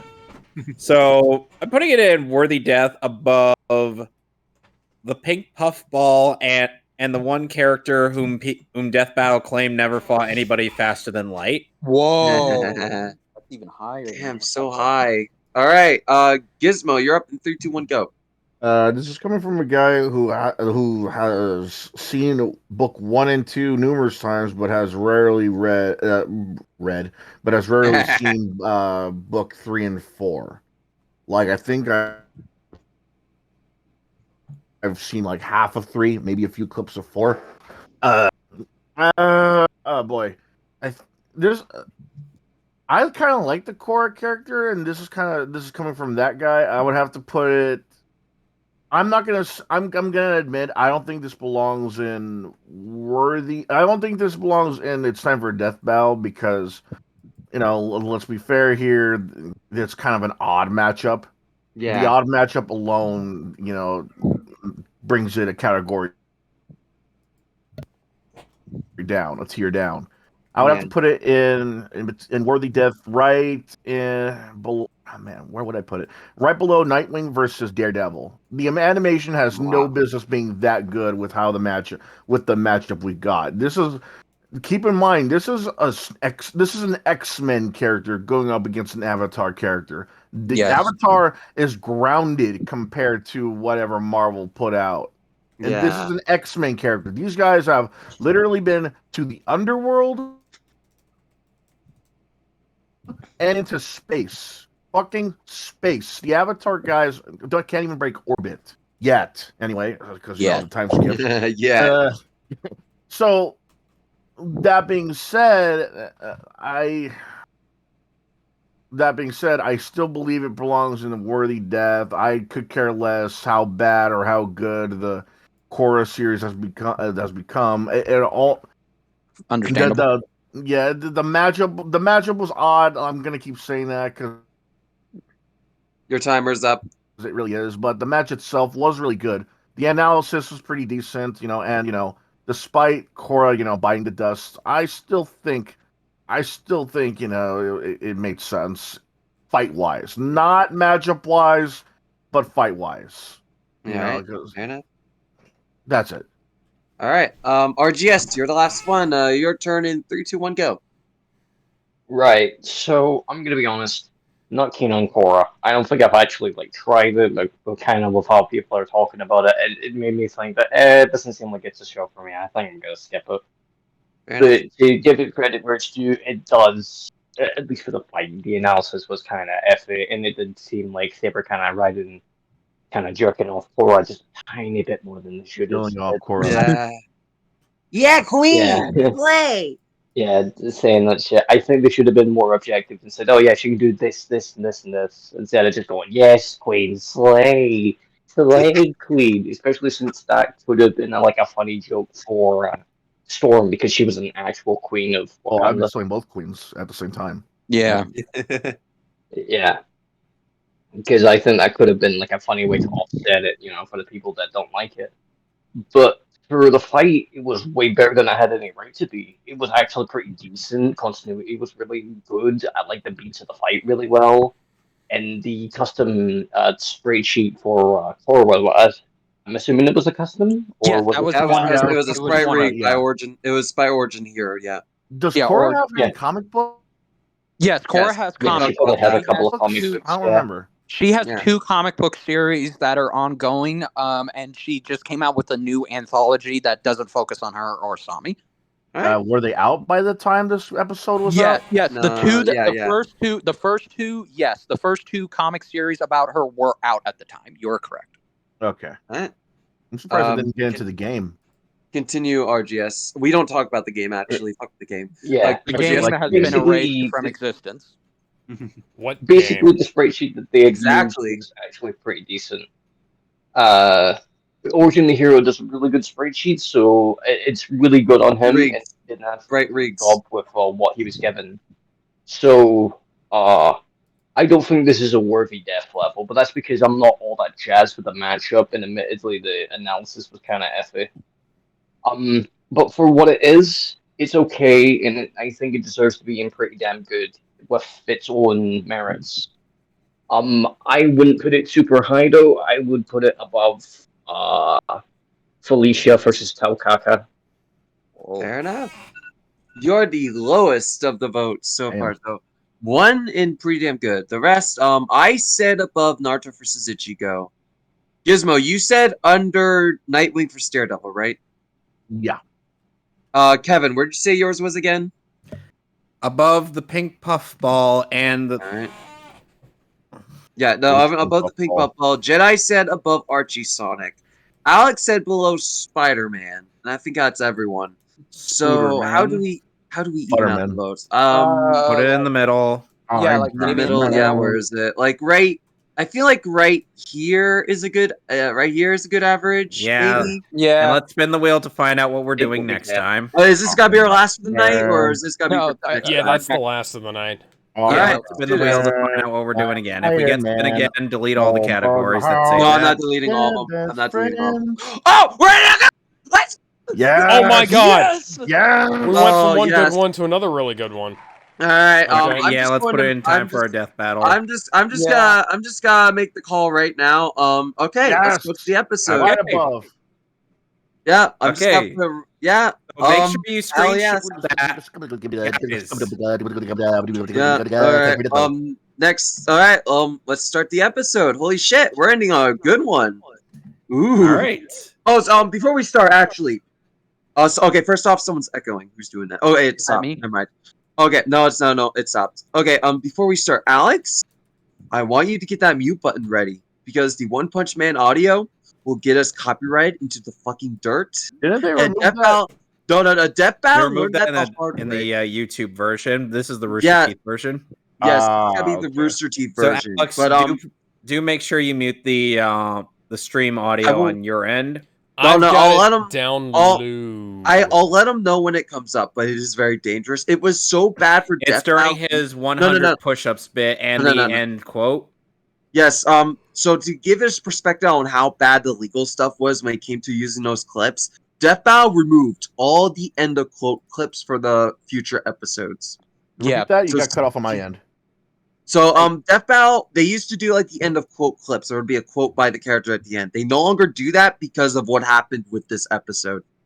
That's how bad it was. So I just Yep. want to give a warning to God Alex on that damn. because I don't want to be caught up in that shit. Anyway, let's do it. They sure Let's just kept do it. on going Let's with do that, it. though. I mean, this was literally just one The case. season 8 finale. You and Yeah, season 8. yeah. I think this is the last season finale we haven't covered aside from Let me Gogeta check. versus Vegito. Yes, Let me that's check. correct. Yeah, is the last one. You're right. Old versus new. Healthy eating versus Popeye could turn a Native American into, okay, we're not going to finish that. I'm like, Okay, so I don't know about y'all. Maybe I'm the only one, but I am the biggest Popeye fan of all. Who doesn't love No, that? you're really? not. Saitama. Ooh. And here we have Saitama from One Punch Man. All right, Alex. When I yell mute, you mute. All right, and I'll say unmute. I have it. Okay, dude. I have the audio. I'm gonna pull my mouse. No. I mean, I know, but way down. Oh. Ow. it's so Somehow funny. my I Ant-Man know, I video just stayed realized. up. I'll make. Yep. I want to mention. I'll Go, mention go. this when we get to Popeye's analysis, but it's really funny. Hey, look. Look at Oh, that pin. Oh my That's an god! Oh, fuck. pin. There are some mutations that are just Imitation crab unfortunate. meat, man. Yeah. Why aren't these two in the X-Men? Bald Chin Kid and the Crab Man. Ass. No. Yes, His it's name not- is Imitation Crab Meat, man. Can we talk about? Hang on, I want to mention this. Can we talk about how Purple Piccolo was voiced by Sabbath? Yes. He was voiced that by was Sabbath cool. in the English dub. In the Japanese version, Yeah. he was voiced by Frieza. Yeah. That's It fun. would have been funny if Okay. he was voiced by Sabbath in the Japanese dub as well. Just Oh, you have mean, Sabbath reading no, out no. the voice phonetically? Oh, isn't one of the So- head animators for season 3 the guy who did Super Broly? If I you ever think Don't so. you mean? Yes. Yeah. Don't you mean season 2 for real this time? No. I mean, Okay, yeah. I mean, so- that's it.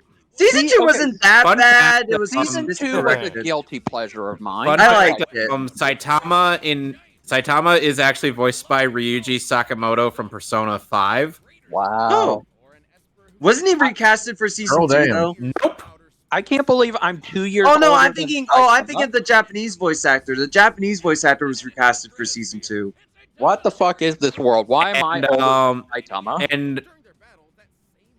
And the voice actor who plays Genos in the English dub, Zach Aguilar, is like actually a huge fan of the show back in the original Japanese version, and then he got to play the role.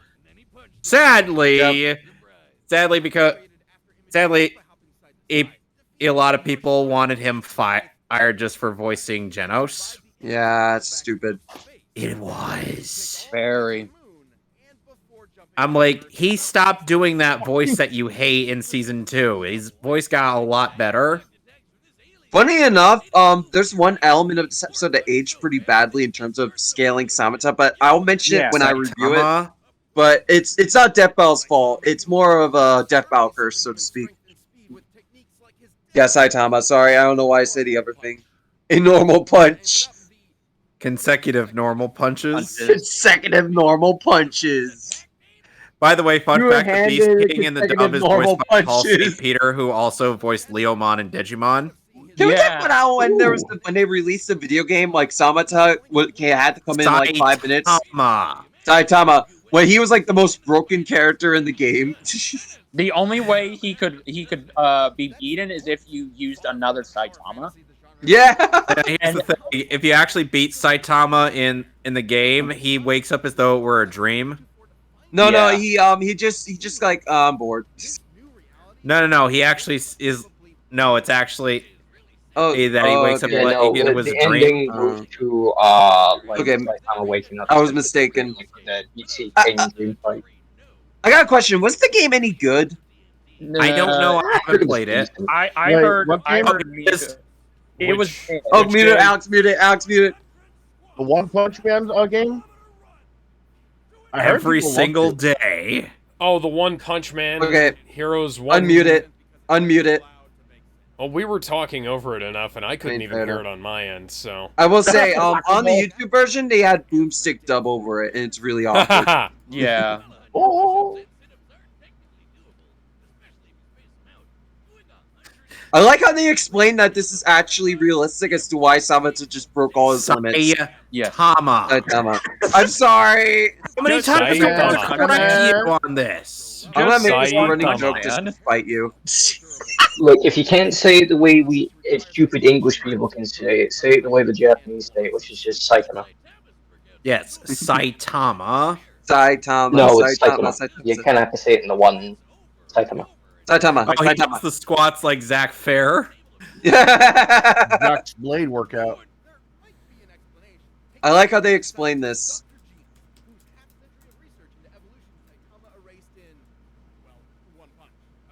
Yep.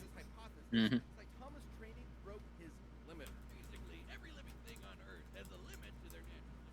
Yep.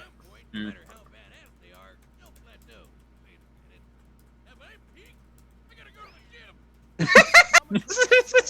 He can wiggle his ears, guys. It's game over for Popeye.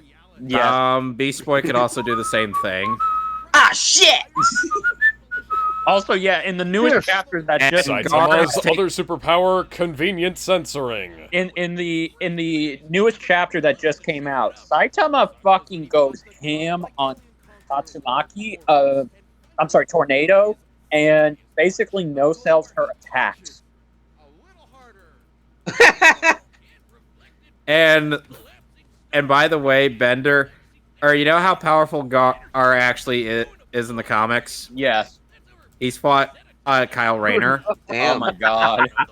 Damn. And Kyle Rayner is literally a Green Lantern Jesus. Yeah. I didn't stop saying it. I told you before. You have to have evidence for that. Not you're wrong. RGS, relax. You're wrong. Relax. I'm Don't do joking. it. I apologize. When do you want to go to it? I love that moment. Yes. Genos be like, the fuck? You talk too much. It's annoying. His head's still big in season 2. Yeah, that's season 2 drop. Season 2 is still good, but not as good. No. The worst part was the fucking blur. Is it? Okay, did they get rid of the blur effect, or is that still there? Oh! Feel that every time I see that. God, I held my nuts. Alex, mute. Oh. Or we could just keep talking. Keep talking over it. Okay, now we're in anti-copyright territory. Okay, let me talk about this. I want to talk about something funny. So while Gizmo.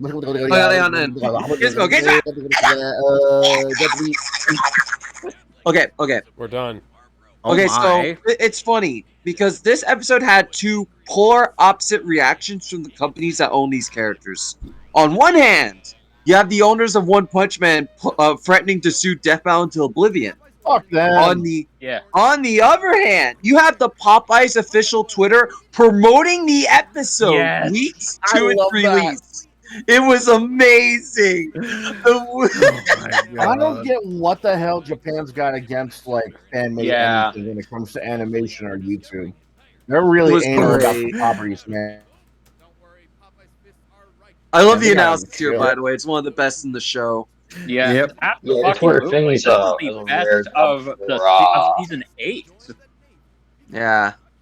I love the. I'm gonna be honest. Twitter Finley is a rare jump for Western animation. This brought back my love of Popeye. I used to love watching the cartoons. Yeah. I used to love watching reruns of this show as well. I even love unironically, I love the live-action Popeye movie. Robin Williams. It's good. That was a really good one. It's a good movie. It got shat on. I love the Popeye movie. I don't know why people keep hating on it. Look at that! Evil. And Popeye has a new comic coming out that looks like it's a manga. Oh my god! No, finish your joke, wizard. Finish your joke.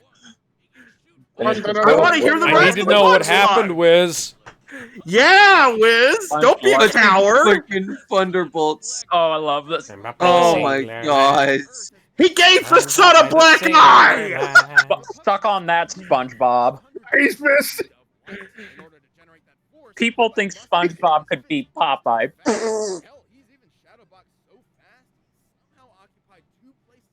I love this. He invented the Doctor Strange. He's fighting himself! He invented the Doctor Strange out of body. Oh god, I love Popeye. Yes. Oh, it's spinach. Literally spinach. You know, there's an editing error I want to point out when it appears. It'll appear in a moment, but when it does, Deathbell is aware of it. They just haven't been able to fix it on the Rooster site. I eaten a shit ton of spinach as a kid. Okay, so fun fact. I still eat a shit ton of spinach. Popeye has his own brand of spinach called Popeye, Yeah, and it does. Yeah, he does. Yeah, yeah, they do. Okay, the editing error's got to appear in a second. I want to point it out. Hang on. Okay. Okay, it's right about. Okay. Yeah, Gizmo.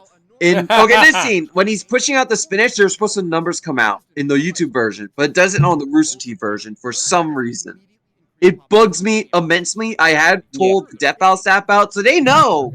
They're just waiting on Rooster Teeth to fix it. Have they fixed it now? No, they haven't. They've never fixed it. Rooster Teeth is he survived. No, he survived his whole universe being turned off. Yeah. You know why, though? Like, I destroyed my universe. Popeye's like, that's what's this? cute. I have turned off reality. I eat me spinach. Popeye just be all like, "Hey, turn that shit back on." Turn off that. No.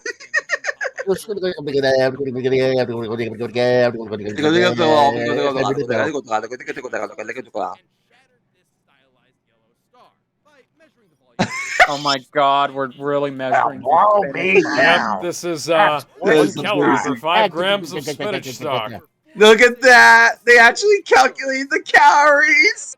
I love that. Oh, gross. Popeye burns millions of calories worth of spinach an hour. If you watch that Robot Chicken sketch where Olive Oil got lunch, she said Popeye actually, ironically, is cancer-free because of all the spinach in his system. This is the greatest thing ever. He's got a little bit of blood in his spinach supply. Spinach. Yes. Thanks for spinach. He made a time machine off of spinach. Oh, and also Popeye was able to punch his own animator in the face. Yeah. Yeah, they show this. Oh, I No love that. feat of Saitama is ever outdoing that. No Toon Force character is ever outdoing that. Not even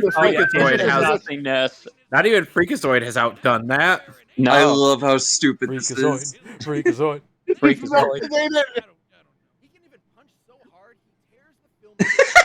Okay, all right, hold it right there. That wasn't just him doing that. That was his Yeah. father. And SpongeBob Oh, yeah. and Popeye actually didn't eat spinach. I mean, does that even matter? He punched his animator. He punched his animator. I don't think that. Oh What my the fuck is that? Oh god, no! I don't like that. Boom. And for your own sake, eat your fucking vegetables. I'm Popeye the Sailor Man. Oh, we're about to watch one of the best fights they've ever done. I cannot wait. Yes, absolutely. God, that face. Yes.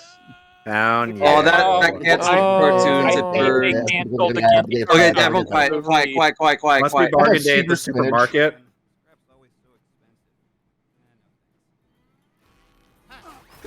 Like, wait a second, what?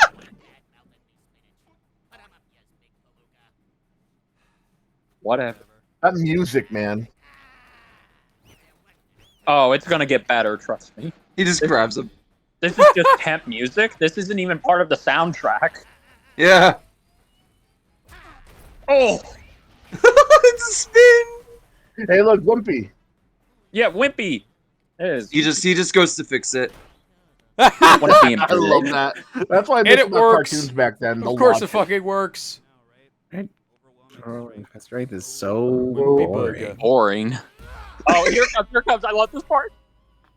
I can't read that. I can't read that.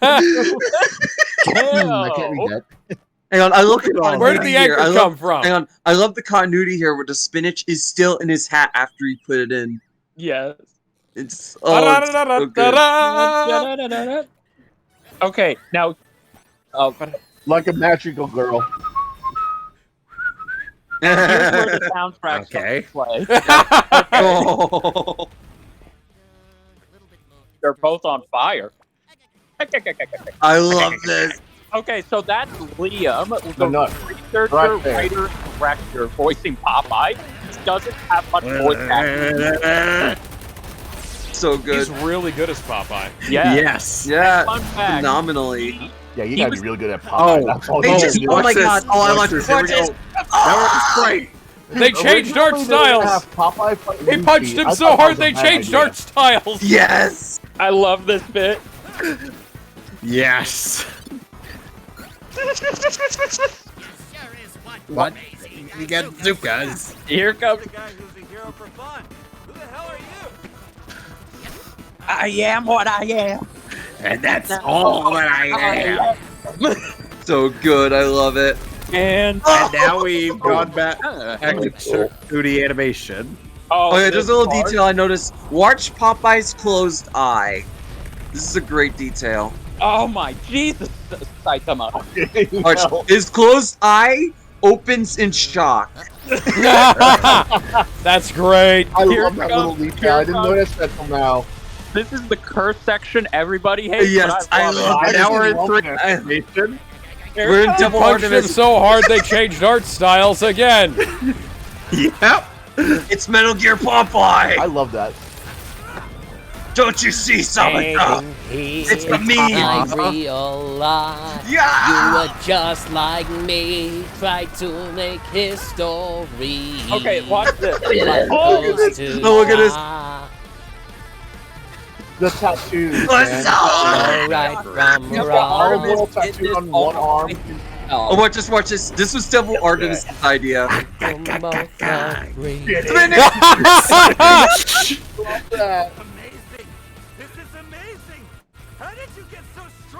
Wait. I eat me spinach. And now we're into the storyboard. Okay, here it comes. Here it comes. This is the best part of all of Death Battle. Period. Oh my Yes, god, yeah. absolutely. Shut up. Yes. Everyone quiet. Everyone quiet. Shh. Can this be? My heart's beating so fast. My muscles ache. I can feel them again. Alley-oop. There goes the Popeye sun. just bounces off of the sun! And No more. I never thought it would happen. A serious fight. I found it! Thank you, weird spinach mascot.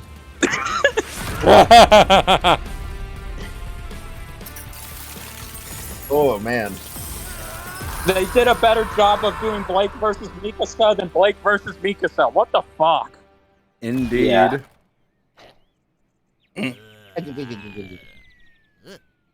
Hey, look, breakfast.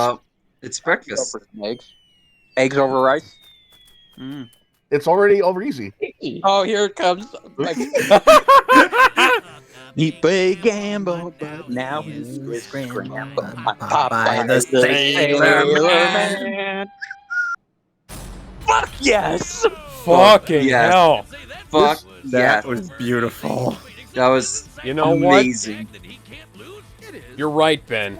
Yes. You're goddamn right. Yes. Yes. Do you mind if I review it first when we get over this part? Yeah, no, well, I no, won't- actually, as the spinach guy, I have to take the reins. Okay, I'll let you go first, but I want to go next because oh my god, it. Also doesn't possess some magical ability to kill someone in one punch regardless of effort. Powerful Nope. adversaries like Boros and Garo have survived his blows repeatedly, albeit Yep. and he's never met anyone quite like Popeye the Sailor Man. Still hasn't. One Punch Man's gag is that Saitama is an anime protagonist at the end of his series, slapped Yep. in at the beginning of his series, where he's Yep. too strong to have a challenge. Yeah. So, Now, we know Saitama's hardcore strength does One have Punch Man limits, fans but take is issue Now with we their know, like explanation of Boros, this. destroying glass, but he Yeah. clearly But I don't give a shit. Yeah, I don't either. Saitama's a fan- not winning this even- fight, no matter how you. In order Even to slice as it. Even as a big fan of One Punch myself, I don't give a shit. I think it's fine. Yeah. This- I like One Punch Man, but, The craziest thing is... Sorry, go ahead, Alex. this was just, there was only one way this was realistically going to go. Yeah. Yeah. And the I do like craziest- how they did this, but it also aged a little badly, and I'll explain that later. It did, yeah, you do go ahead. But it's crazy how they did a better job representing Saitama in his first and only fight better than Goku in his last two. Yep. Last three, I'd Yeah. say. Three, technically, yes, but 3, what's the third one? Gogeta versus Vegeta. Oh, right. Because that counts. There. That's a Somehow. technicality, but yeah. Somehow. The fact Screw that they even Uranus 4 fucking times made that is over. absurd. I love how they did Uranus on purpose. Don't know Saitama's strength Yeah. exactly. But the point is, whatever it may be, it That's can still be crazy. measured. Yeah. Okay, I slightly disagree with them saying it can be measured. It's gonna be unmeasurable. I believe it. Yeah, I agree with that too. That generally obeys the laws of physics. Popeye in his world, on the other hand, can't really be measured at all. The dude occupied two places at the same time. Yep. The film strip he's animated on. Yep. Just the guy drawing him. Can't do math to While figure he's that drawing out. him. Popeye's just on Yeah. a whole other level of bullshit. Even if Saitama was strong enough to kill Popeye in one punch, Popeye has survived being fully disintegrated, only to recover good as new. Yep. God turned off Saitama all could reality and Popeye could was benefit from eating Popeye's spinach. Yes, I he want could. to see the rest of that. What would happen if One Punch? What would happen if Saitama ate his spinach though? Oh, Popeye would just Well, the be fight like, would be another. The fight would last another 10 minutes. They'd change art styles at least twice, and it would still have the same ending, but it would be fucking amazing. Yes. Popeye's insane power, survivability, Like one And of they the put is there all of Alex their Ross? money. Unlike Randy Savage versus Kool-Aid Man, they put all of their money into this episode. the winner is Popeye. Hell yeah. The winner is Death Battle fans. Yep. The winner is Popeye fan. All right, so Alex, nobody. start your timer real quick. I want to just quick this. Spinach, spinach, spinach, spinach, spinach, spinach, spinach, spinach, spinach, spinach, spinach, spinach, spinach, spinach. Spinach. I understood that. Spinach, I understand spinach, this about as well as Deku repeatedly saying Kachan. Spinach, spinach, spinach, spinach, spinach. You gotta do this for a whole minute and 40 seconds. Spinach, spinach, spinach. This has got to be a record. Spinach, spinach, spinach, spinach, spinach, spinach, spinach, spinach, spinach, spinach, spinach, spinach, spinach, spinach. No. Spinach, boiled eggs, boiled eggs, boiled eggs, boiled eggs, boiled eggs, spinach, spinach, spinach, spinach, spinach, spinach, spinach, spinach, spinach, spinach. Alex, push up spinach, spinach. Boiled eggs, boiled eggs, boiled eggs. Spinach, spinach, boiled eggs. English, spinach, motherfucker! spinach, Do you boiled speak eggs. it? Boiled eggs, boiled eggs. Say spinach Spinach, again. spinach, spinach, spinach, Spinach, push up, spinach. spinach. You're still Spinach, boiled going. eggs. Boiled eggs, boiled eggs, boiled eggs. Spinach, My sides are killing spinach, me. spinach, Please. spinach, I'm gonna die. spinach, spinach, boiled eggs, spinach, spinach, spinach, boiled eggs, boiled spinach, Push up, boiled eggs, spinach. Spinach, spinach, boiled eggs. Please. And that's why Saitama versus Popeye is above Sega to Sanshiro versus Chuck Norris. I think I made my point rather eloquently. Yes. I would have kept going, but I was about to fall over. You're gonna kill me. I'm already half dying. Okay. Before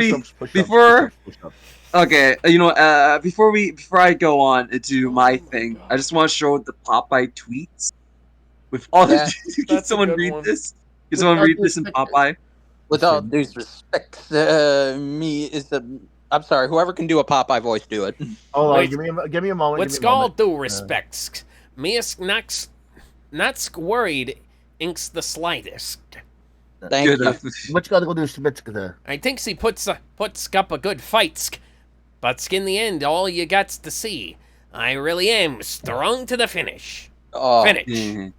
And then Devil Artemis right below. Damn right. Good morning. Oh, I missed Just a little reminder for y'all. Was Devil Artemis tweet? Oh my god! It was in the previous one. Yeah, I'm trying to find it. Yep. Yeah, there it is. Right. Okay. This aired in the 10th anniversary season, which had highs and very lows. And I personally love season 8 for its best episodes, but holy shit, for the season finale, for what was the 10th anniversary season of Death Battle, yes, it's just a perfect celebration of everything Death Battle. The analysis is wonderful. First off, let me talk about the analysis first. I liked what they did with Samata. I like how they theorized. I don't care anymore. I do not care anymore. I like how they explained how they broke his limiter, what his exercise would kill a normal man. I like how they explained that. Popeye's analysis, do I even need to talk about how good it is? Outside of one error with his father, it's brilliant. And then we get to the animation. Well, the thing about the father might actually depend on which version they're using. Yeah. Because there are a couple of there are a couple of ones. I mean, like he's that. got comics. So, guys. So let me. Yeah. So, in terms of animation, it is the perfect celebration of Death Battle as a whole. You got 2D hand-drawn animation. You got the beautiful 3D backgrounds and how they interact beautifully with the 2D art. It is amazing. They match the styles of Saitama and Popeye beautifully. Right. Beautifully. I know, character development. Isn't it surprising? You got the switching to different art styles. The sprite animation's great, despite how little it is. It's a little bit, but it's the perfect amount. There's little details like Popeye opening his second eye, the continuity with him having the spinach. You got Metal Gear Popeye when they switched to the amazing 3D animation, the freaking spinach in Japanese. That was Devil Artemis's idea, and that was something he did without their permission, and I'm so glad he did. And then it has the perfect climax. As much as I love the climax of Goku versus Superman, this fucking tops it. It has this emotional element to Saitama finally finding a challenge. It's got the perfect comedic element. It's got that epicness where they finally land one final blow, and the perfect cherry on top of an ending, which ends it off like a great Popeye cartoon. And the analysis, the result, there's only one element that aged badly. And granted, they do say this, like they do say that he could get far more powerful, or there's some kind of strength he hasn't shown that would blow whatever research out of the park. Because it's true. Because Samata, a few months later, and we're back. destroyed an entire cluster of stars, leaving what is essentially an empty space in the sky. In space. And here's the thing. Here's the thing. That does not change the result. No, like Popeye can survive the universe being turned off. Like, it's not going to change the result. But it is funny to see how they'll do it, and then a few months later, something majorly will change. That's kind of the curse of all versus battles, though. I'm not going to knock it down for this episode, because that would be really unfair. Because the result before that was basically perfect, in my opinion. And honestly, it genuinely is the perfect episode. It has the perfect interaction between Wiz and Boomstick, some amazing jokes in both Samata and Popeye, great analysis, amazing anime. It just, everything is so fucking wonderful. And as the definitive 10th anniversary finale for their special 8th season, it blew it out of the park, out of our freaking galaxies. And yeah, it deserves the top, honestly, just for that alone. And I'm gonna stop my rant. I gone on too long. Kevin, you're up. Well, this was certainly more than made up for that massive, and I mean massive L that was Madara versus Aizen. Facts. In both analysis, animation, character writing, etc. And all that. Mm-hmm. I did not have a high expectations, but this really surpassed my expectations. So, yeah, definitely he deserves to be top at his time. It's time for a death battle. Mm-hmm. Not much else I could say. Hey, no matter how you wank Saitama, he's not winning this. Mm-hmm. Even with the new feats, he still wouldn't win this. Unless of course he fights God, he turns off the universe and he's fine. If that happens, I'll bite my tongue. All right, Gizmo, you're up. Push-ups. Push-ups. Oh, no. You motherfucker, don't you fucking dare. You can't steal his thing. I will walk away. I will walk away. Spinach, push-ups. Push-ups. No, I'm kidding. I can't. Thank God he gave up. But now with a straight face anyway. Yeah, I can't do it without almost laughing my ass off. Yeah, it's time for a death battle. On top, right up top. Yep. Is that it? Yeah, that's it.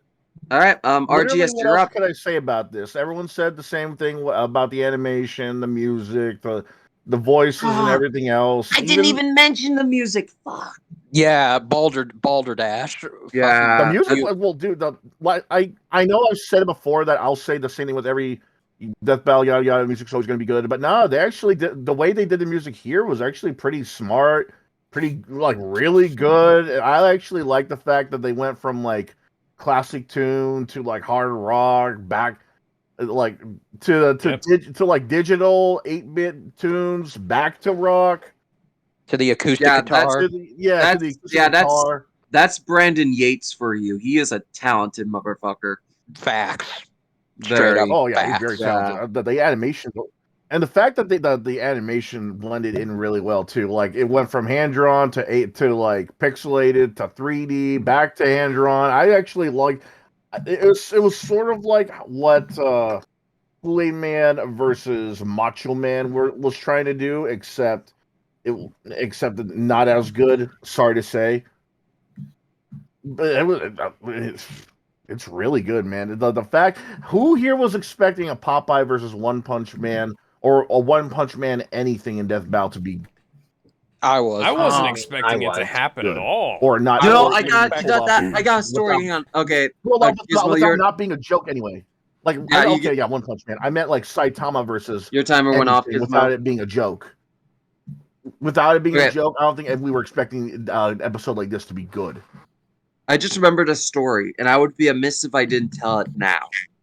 Once upon a time, there was an ugly barnacle. No, ugly. Everyone died. No. So, it was at the last SGC, which was at the time being absorbed at RTS. It was during season 5. Someone asked the question if there were any characters they wanted to use, but they didn't know a matchup for. I can't remember which one of the Death Battle crew said this, but one of them said Saitama. And as they were talking about that, someone from the audience stood up and yelled, "Do Popeye!" And everyone, including myself, started chanting, "Popeye, Popeye, Popeye."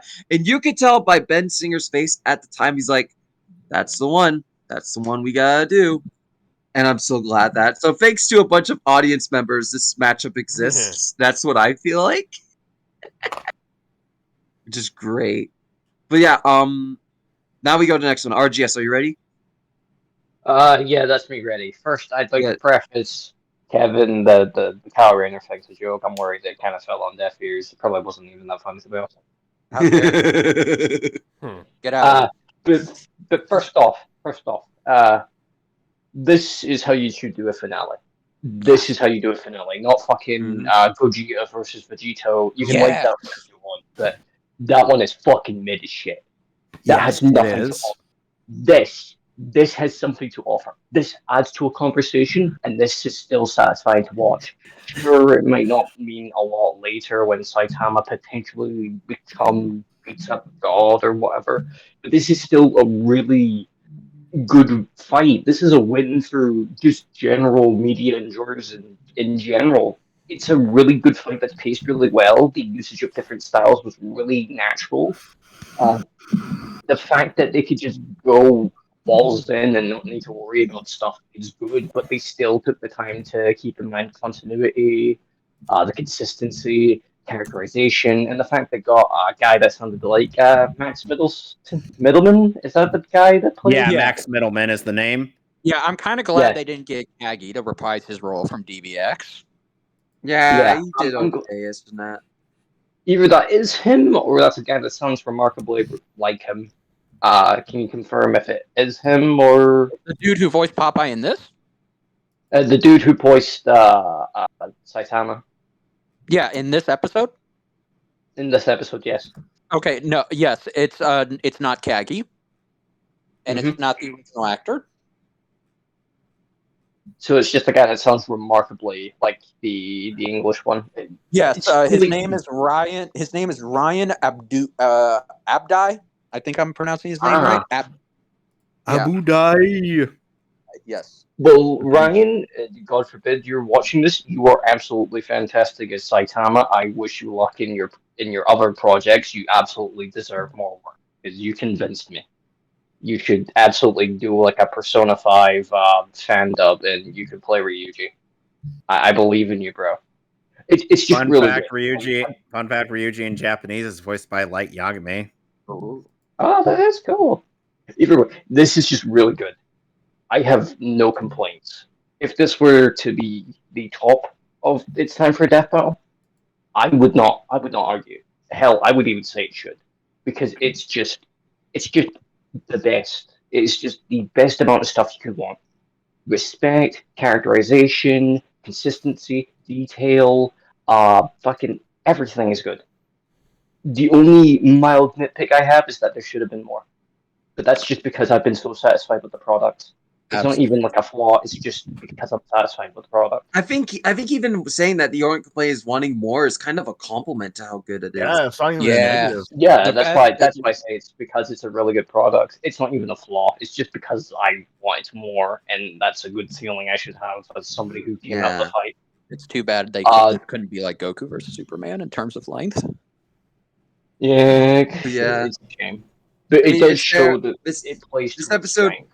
This episode looked expensive as fuck. I said, they put all of their budget, and you can tell, like between this and Macho Man versus Kool-Aid Man, which they put the budget into.